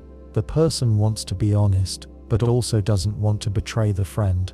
If they tell the truth, they feel disloyal. If they stay silent, they feel dishonest. Each option violates a part of who they are. The tension stays. They replay the conversation. They try to explain it to others, hoping someone will give them a way out. But the conflict lives inside them. In relationships, this tactic can be used to destabilize someone. A partner may say, "You should always speak your truth, but when you do, it feels like you don't love me," or "I need you to be independent, but also always available." These statements don't give the other person clear direction. Instead, they create a system where anything the person does can be framed as a failure. Speak up, and you're too harsh. Stay quiet, and you're avoidant.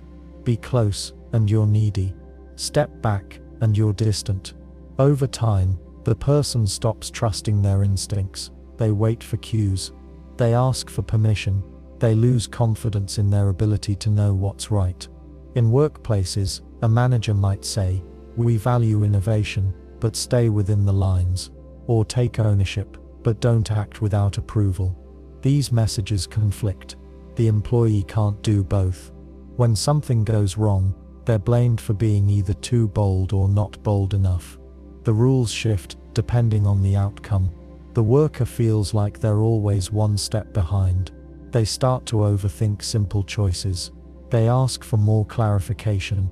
They avoid risk. They're not making mistakes. They're responding to a system that punishes clarity.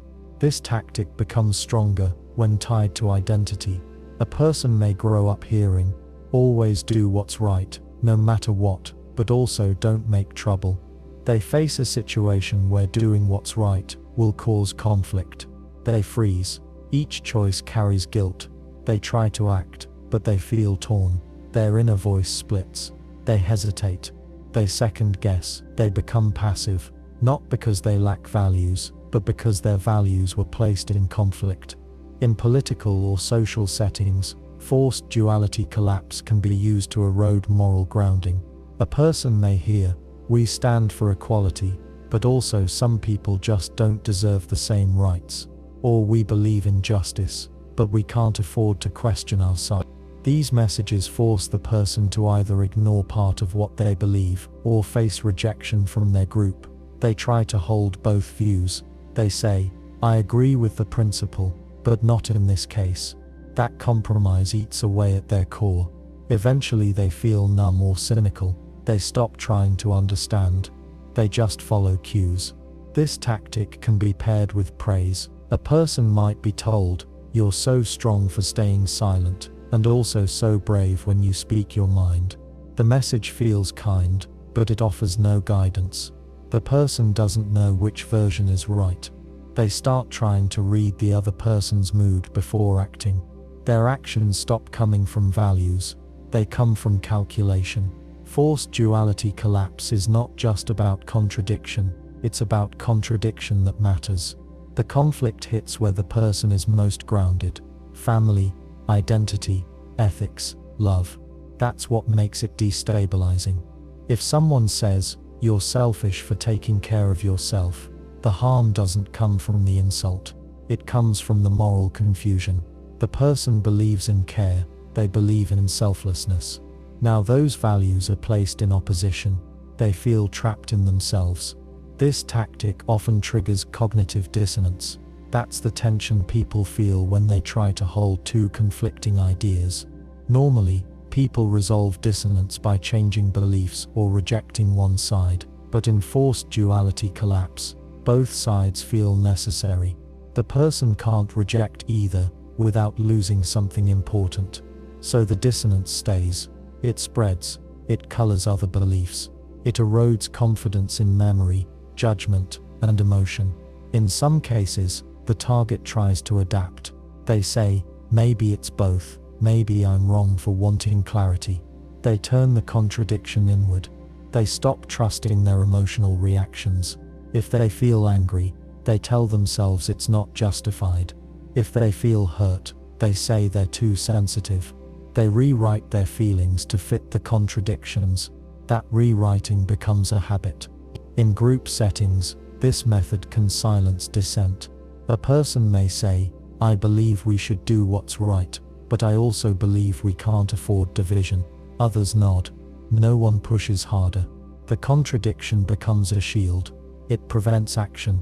The person who sees the problem now feels isolated. They're told they're disrupting unity. Even if they're pointing out harm, their moral compass shakes. They wonder if they're the problem. Over time, this tactic changes behavior. The person may stop forming firm opinions. They speak in softer terms. "I kind of think maybe." They avoid strong words. They become cautious. They fear being wrong, not because of the facts, but because of how often their views have been placed in tension. They begin to think certainty itself is dangerous. That belief keeps them silent. This tactic does not require shouting or gaslighting. It works through soft contradictions, kind words, and shifting expectations. It breaks down certainty by making values feel like traps. And once a person no longer knows what they stand for, they're easier to guide, not because they believe the new path, but because they've lost trust in their own.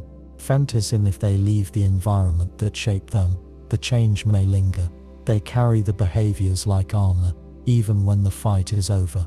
The longer the pressure continues, the harder it is to reverse. A person may need time, distance, and safe space to return to themselves. They may need reminders of who they were, old friends, journals, music, places. They may need to grieve the lost parts. Rebuilding self-trust takes time, but without naming the tactic, they might just call it burnout, confusion, or low confidence. They may not see the pattern at all. The pressure works because it doesn't feel like pressure. It feels like adjustment, like maturity, like growth. But when someone looks back and sees how far they've moved from themselves, how much of their behavior no longer matches their values, they start to understand. They weren't growing, they were drifting, and the current was never theirs. Silhouette demonization is a method of attacking someone's reputation without making direct accusations. Instead of stating facts or pointing to clear behavior, it paints a shadow around the person. This happens through hints, comparisons, tone, and carefully chosen phrases that associate the person with something dark, dangerous, or untrustworthy. The target isn't proven guilty of anything. They're just made to seem like the kind of person who might be. This tactic works because people think in patterns. When we hear something like, "He just gives me a weird feeling," or she seems like the type to stir things up. Our brains try to make sense of it. We look for reasons to support the impression, even if no evidence exists. We start to notice things that fit the frame. A sigh becomes secret frustration. A pause becomes deception. A disagreement becomes aggression. The silhouette shapes how we see the person, even if the shadow has no substance. Imagine someone new joins a team. They're smart, quiet, and focused. They ask a few pointed questions. Someone on the team feels uneasy. Instead of speaking directly, they say to others, "He's a little intense, right? Reminds me of someone who caused problems in the past." They don't accuse him of anything. They just plant the image. From then on, people watch him differently. They read into his tone. When he makes a mistake, it confirms the warning. When he succeeds, they wonder what he's planning. The image replaces the person. This method is especially strong when it draws on known archetypes. He's kind of a snake. She has real queen bee energy. He gives cult leader vibes. These labels are powerful. They come with emotional weight. People don't ask for proof. They recall stories, characters, or warnings they've heard before. The label does the work. Even if the person shows none of those traits, the idea sticks. It hovers behind their words, shaping how others hear them. Silhouette demonization also works through silence. A person might say, "I don't want to say too much, but be careful around her." That's enough. The listener fills in the rest. They may pull back, watch their words, or spread the same warning. The target feels the shift but doesn't know where it came from. They sense suspicion but no one will name it. This makes it harder to defend against. You can't fight an accusation that was never spoken. In social groups, someone might say, "He just reminds me of the kind of guy who always plays victim." Nothing in the person's behavior supports this, but the phrase changes how people interpret future conversations. If he brings up a problem, it's not concern, it's manipulation. If he shares a painful story, it's not vulnerability, it's a tactic. The warning distorts everything that comes after. The tactic doesn't have to use words. It can be a look, a smirk, a raised eyebrow when someone speaks. These small signals invite others to share the suspicion. They create a mood around the target. No one says what's wrong. They just agree something is. That agreement becomes the new lens. This form of attack is hard to pin down. If the target asks, "Why do people seem distant?" they're told, "No one said anything bad." And that's true. Nothing was said directly. Just enough was implied to make the person seem unsafe. It's not about lies. It's about suggestion. In schools, a teacher might say, "He's got a real troublemaker energy. Just watch." That frames the student. Now, when he fidgets or jokes, it confirms the idea. Even if he does nothing serious, he's always seen as on the edge of bad behavior. Other students pick it up. The label spreads. He becomes the problem without ever stepping out of line. This tactic is also used in media and public talk. A figure might be described as unsettling or not who they seem. These phrases don't state anything, but they guide the reader. They shape how people receive later facts. The target's face, voice, or name becomes tied to unease. The shadow becomes part of the image. In families, this might sound like, "She's always been a little cold, hasn't she?" Or "He's the kind who doesn't forget a grudge." No fight, no story, just quiet warnings that shift how others engage. The person may find themselves isolated without knowing why. Conversations end early. Invitations stop, trust drains. The reason can't be named because it was never built on truth. It was built on tone. This form of control is effective because it shifts the burden to the target. If they push back, it looks like defensiveness. "Why are you so sensitive? No one even accused you." If they stay silent, the image hardens. People assume consent or guilt.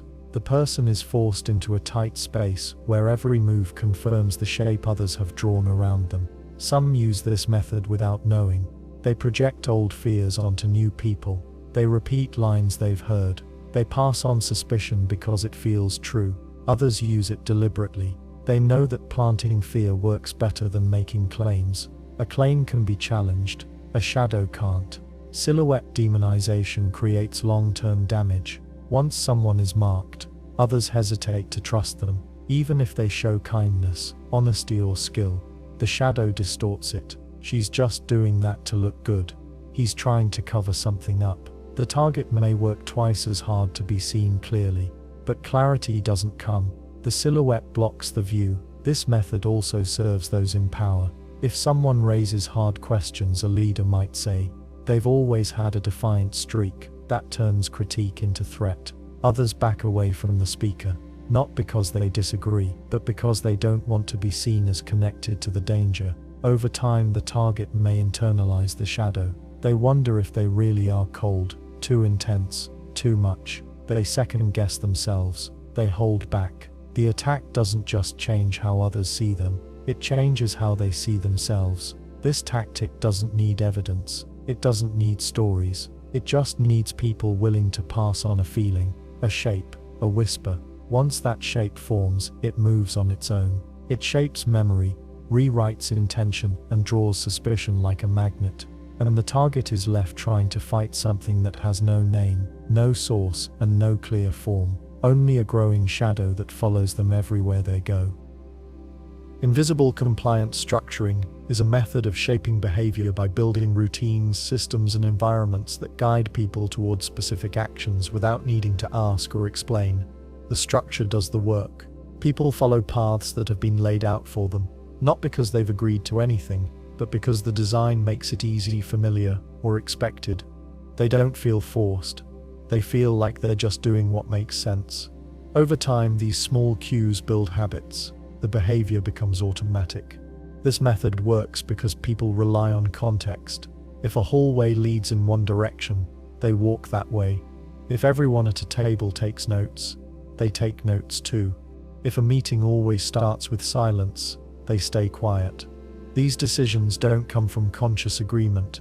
They come from the structure around the moment.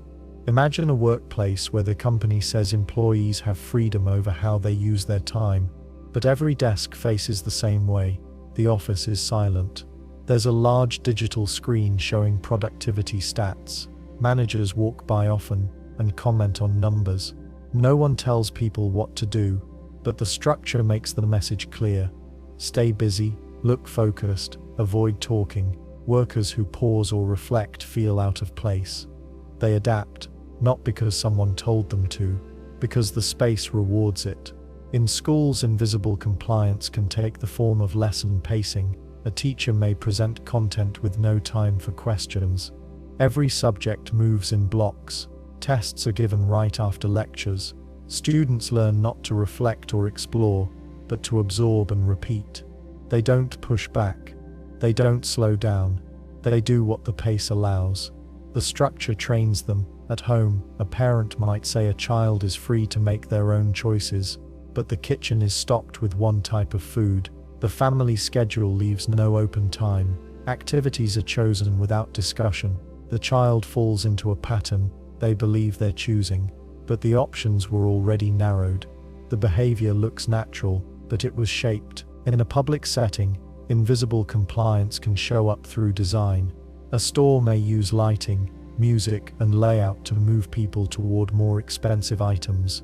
A person might enter with a budget, but find themselves walking a path designed to shift that goal. They don't feel manipulated. The environment did the guiding. They leave with more than planned. This tactic is powerful because it bypasses resistance. There's no order to reject, no rule to fight, just a system that rewards one behavior and ignores others. People often mistake ease for rightness. If something feels smooth or automatic, they assume it's the right choice, but sometimes it's just the built-in path. A clear example is workplace scheduling software. Meetings default to 30 minutes. Tasks get color-coded. The software suggests available time slots. Over time, the team begins to treat those defaults as rules. Let's keep it to 30, that's the only free slot. But no one agreed to those limits.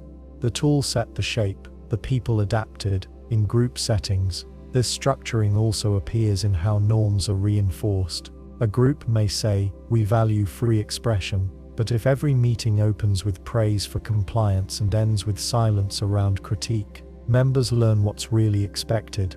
They start to match tone. They repeat the language. They avoid friction. They believe they're aligned by choice. But the structure shaped their range. Invisible compliance structuring is not always bad. It can create safety and rhythm.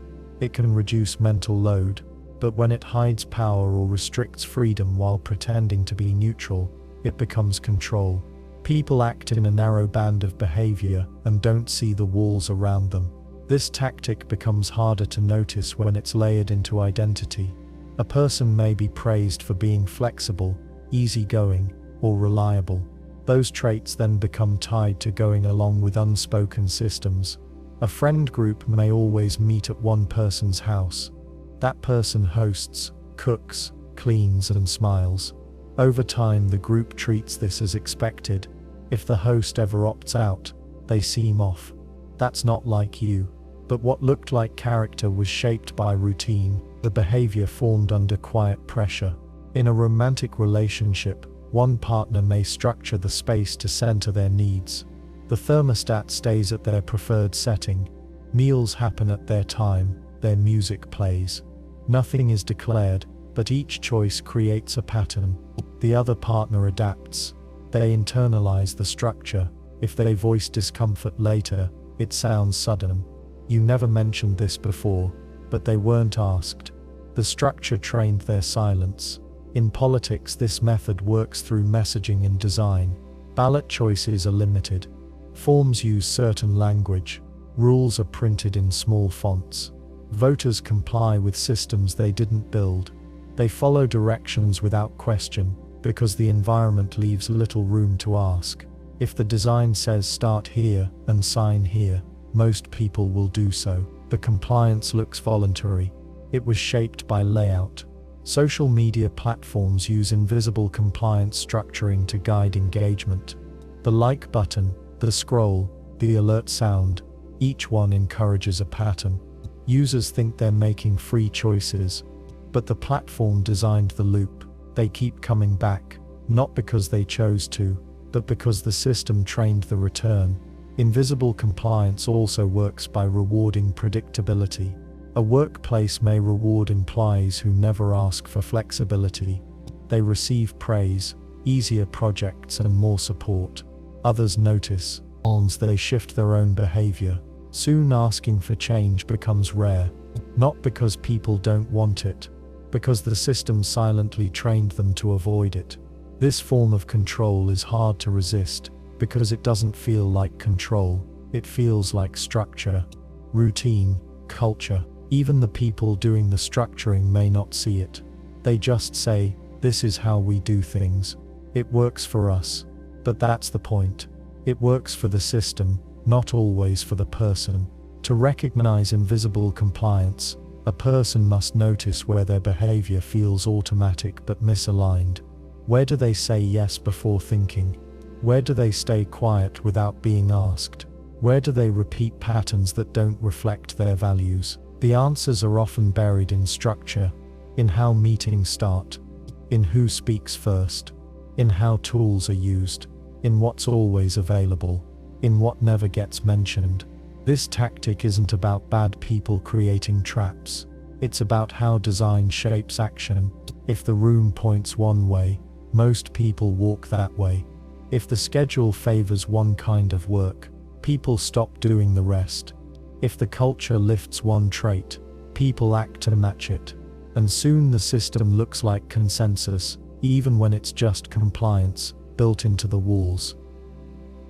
Reassurance draining is a tactic where someone deliberately withholds support or validation at key moments of doubt or distress. Instead of helping calm the other person, they stay quiet, avoid eye contact, change the subject, or offer vague responses. This absence of reassurance doesn't resolve the concern, it makes it grow. The person begins to question themselves more deeply. They look inward for answers, but find uncertainty. Over time, this creates dependency. The person becomes more anxious and more eager to earn reassurance, often from the very person who is withholding it. This method doesn't involve shouting or open criticism. It works through absence. It lets silence speak louder than words. When someone asks, "Do you think I handled that okay?" and they're met with a pause or a shrug. They begin to fill in the blank with their worst fears. If they say, "You're not upset with me, are you?" and the other person answers, "Why would I be?" without offering warmth or clarity, the tension stays. The target walks away uncertain. They think about it again later. They replay the moment. The worry lingers. At first, this might seem like simple emotional distance, but when repeated at specific times, especially when the person is vulnerable, it becomes a tool of control. A person who never knows where they stand starts to act in ways designed to earn approval. They speak more carefully. They ask less. They try to be easier to please. Their energy shifts from expression to avoidance. They don't want to cause problems, not because they've been told to stay quiet, but because they've been trained to fear the absence of reassurance. Imagine someone who's always been confident. They take risks, speak up, and ask questions. In a new relationship, they start to feel unsure. They ask, "Are you proud of what I did today?"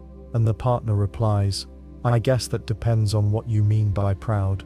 That's not an answer, it's a delay. The confident person waits for a smile, a nod, a kind word, but it doesn't come. That space of silence becomes a problem. They try again. "Do you think I overreacted earlier?" The partner says, "I don't know. How do you feel about it?" Again, no support, no frame. The confident person begins to pull back. They check themselves before speaking.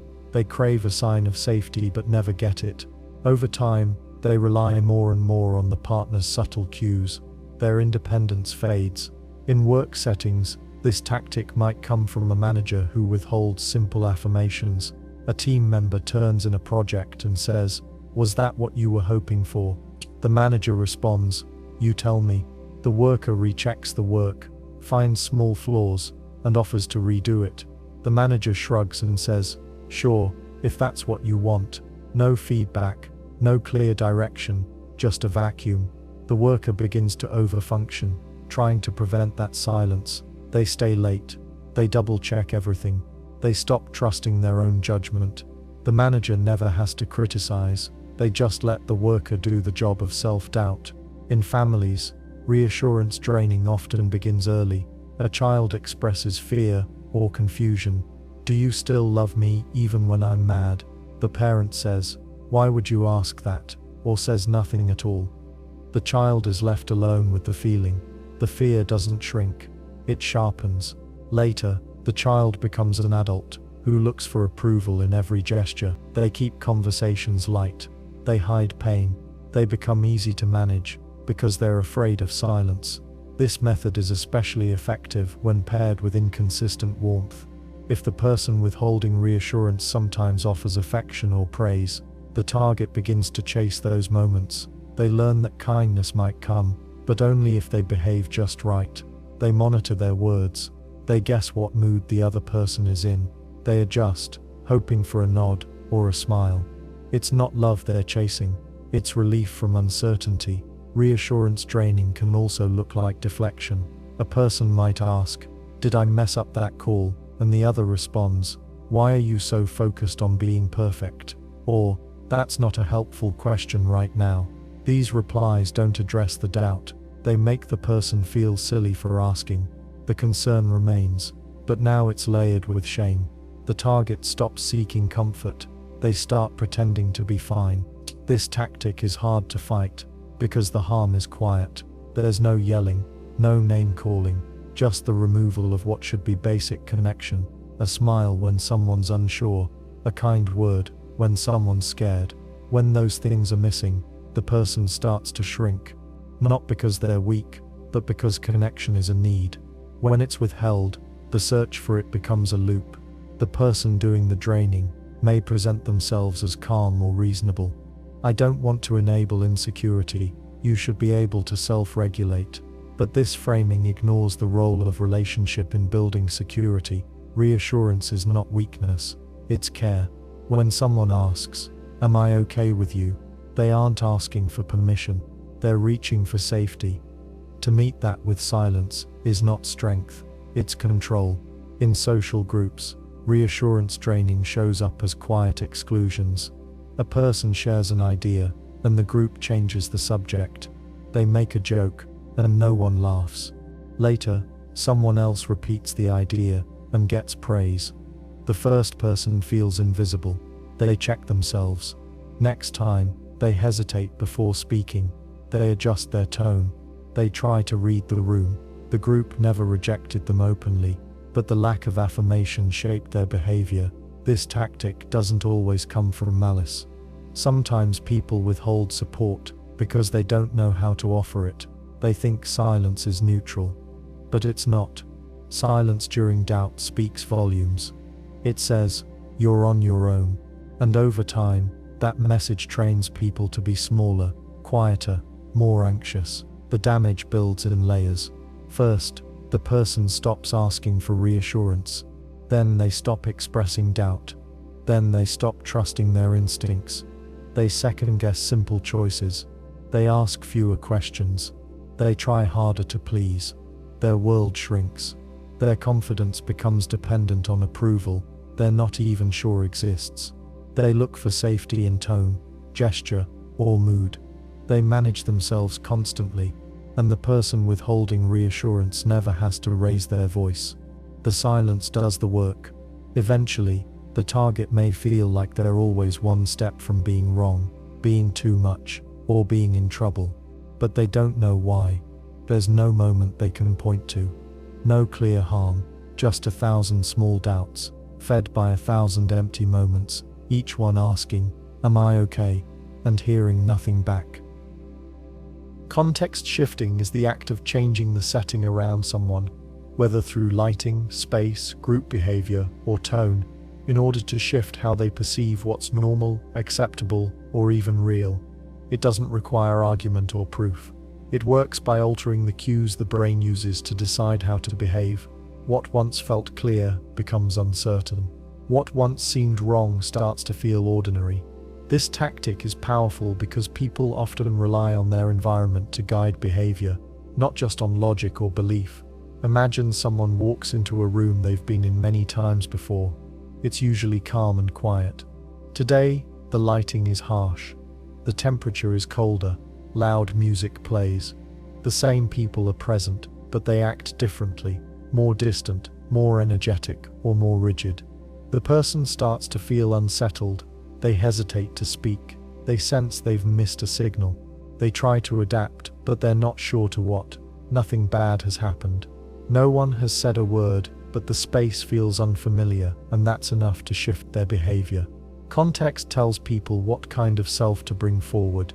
In one room, being quiet might feel respectful. In another, it feels like weakness. In one group, humor is encouraged. In another, it's seen as careless. Context shifting takes advantage of this fact. It doesn't argue. It reframes. The target adjusts, not because they were persuaded, but because their inner sense of what fits has been disrupted. In personal relationships, this tactic can be used to unbalance someone. A person may change their tone, body language, or space without explanation. One day they're affectionate and warm in private. The next, cold and formal in public. The same comment that made them laugh yesterday now draws a blank look. The partner starts to question themselves. They watch more closely. They speak with more caution. They wonder what changed. They blame themselves because the environment no longer feels safe, but the cues are vague. The pressure to self-correct grows. In workplaces, context shifting is often used to control tone and feedback. A manager might hold a team meeting in a different room than usual, stand instead of sit, or bring in a new face. They frame it as a check-in, but the atmosphere is sharp and tense. People speak less freely. Ideas get filtered. What was a space for honest talk becomes a performance space. Afterward, the manager says, "No one raised concerns, so everything must be fine." The setting changed. The behavior changed. The conclusion was false, but convenient. This tactic can show up in education too. A teacher may change their posture, seating arrangement, or lighting to shift how students engage. They move from open discussion to silence, from circles to rows. Students don't need to be told the mood has shifted. They feel it. They answer less. They stop asking questions. A student who normally leads the conversation might go quiet, not because they've changed, but because the room did. Retail spaces use this method to drive behavior. Bright lights in fast food chains create urgency. Dim lighting in expensive stores slows people down, signaling that time should stretch. Background music nudges mood. Smells shift appetite. Customers think they're making free choices, but the setting leads them. In group dynamics, context shifting can reinforce power. A leader may change who sits where, who speaks first, or which topics are allowed. They may invite someone to a casual lunch, then suddenly shift tone and deliver sharp feedback. The person feels ambushed. They had no time to prepare. Their behavior is recorded in a setting that felt safe, but became threatening. The leader uses the setting itself to lower resistance and raise compliance. In families, a parent might change how rules are applied, depending on the space. What's allowed at home is punished in public. Praise becomes silence. Affection becomes control. A child learns that behavior isn't judged on its own. It's judged by place and mood. They become more anxious. They don't know what version of themselves to bring.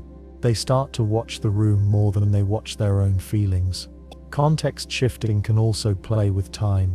A conversation that was clear in the morning may be refrained at night under dim light and fatigue.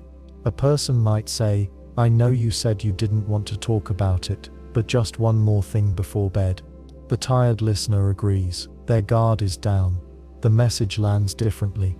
In the morning, the person says, "You said yes last night." The context changed again. Now that yes becomes a fact. Public institutions use this too.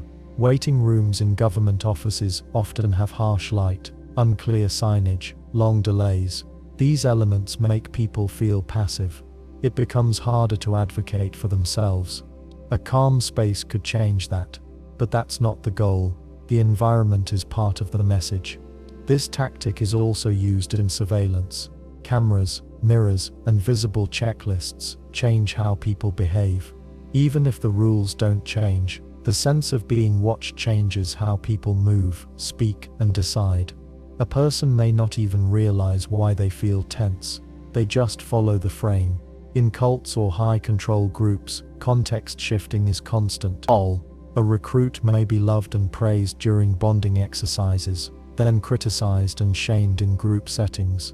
They can't find stable ground. Their mind stays busy trying to figure out what's expected. They lose their baseline. The group replaces it. Even friendships can use this method. A friend may act warm and inclusive in private, but distant in front of others. The shift is not explained. The target begins to wonder if they did something wrong. They ask. The answer is vague. You're overthinking. But the pattern repeats. The friend holds control through subtle shifts, not through open rules. Context shaping becomes most dangerous when it masks the difference between comfort and truth. A person may agree with something in one setting, then feel wrong about it in another. They don't know which version of themselves is real. They ask, "Why did I say yes?" or "Why did I freeze?" The answer lies in the space, not in the content of the moment. The tactic works best when the shifts go unnoticed, when they're called out. Why is the room suddenly tense? Or why are we doing this here instead of where we usually do? The spell can break, but most people don't name context. They feel it, react to it, and adapt. That's what makes it powerful. It shapes belief not by changing the facts, but by changing the stage. The same story told in two different rooms has two different meanings. The person who controls the room controls the meaning, and the people in the room often don't know how much they've already agreed to. Forced duality collapse is a tactic that pushes someone to believe or accept two opposing ideas at the same time, without clear resolution. It works by holding the person in a mental bind, where both positions feel true, but also impossible to hold together. The person can't reject either belief without feeling like they're betraying a value, a relationship, or their sense of self. This conflict causes stress and confusion. Over time, it wears down certainty. The person starts to doubt their judgment, their principles, or even reality itself. This method doesn't rely on force. It uses contradiction. It tells someone, you're free to speak, but if you do, people will be hurt. Or, you're a good person, but you're being selfish right now. The person tries to reconcile the conflict. They try to make both things true, but the structure is built so that peace is impossible. The more they try to align the views, the more disoriented they become. Imagine someone who values both honesty and loyalty. Their friend asks for support in a situation where they're clearly in the wrong. The person wants to be honest, but also doesn't want to betray the friend.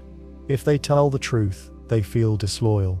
If they stay silent, they feel dishonest. Each option violates a part of who they are. The tension stays, they replay the conversation.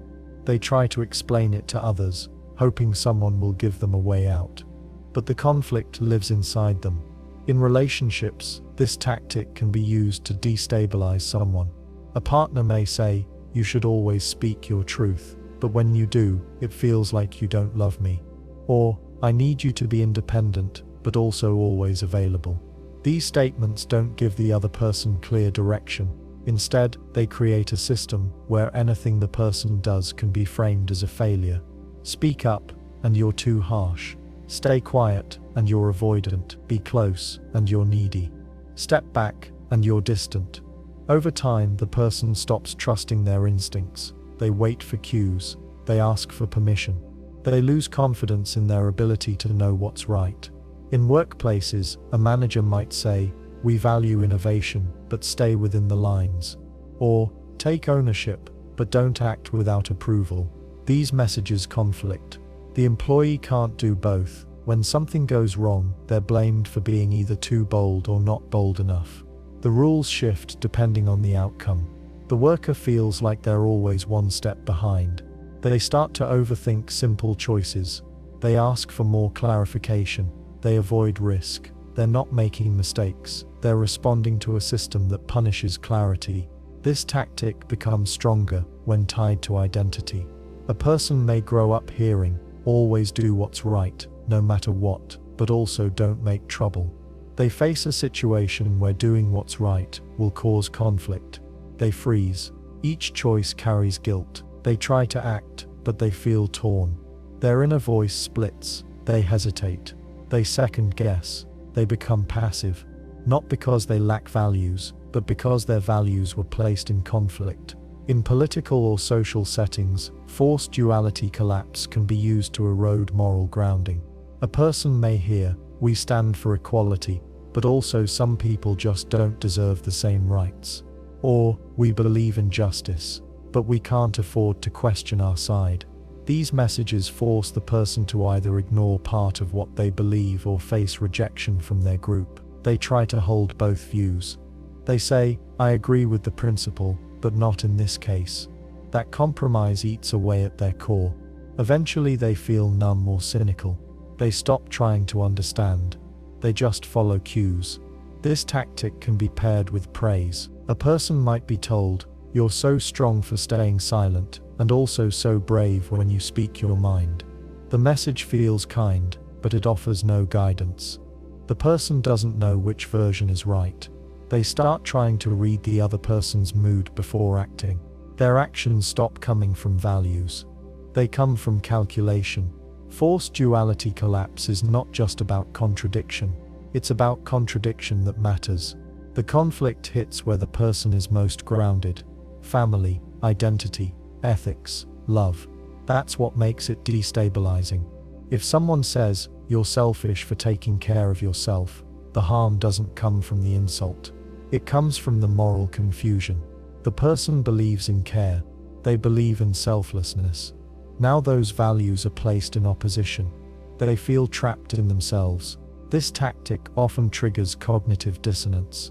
That's the tension people feel when they try to hold two conflicting ideas. Normally, people resolve dissonance by changing beliefs or rejecting one side. But in forced duality collapse, both sides feel necessary. The person can't reject either without losing something important. So the dissonance stays, it spreads.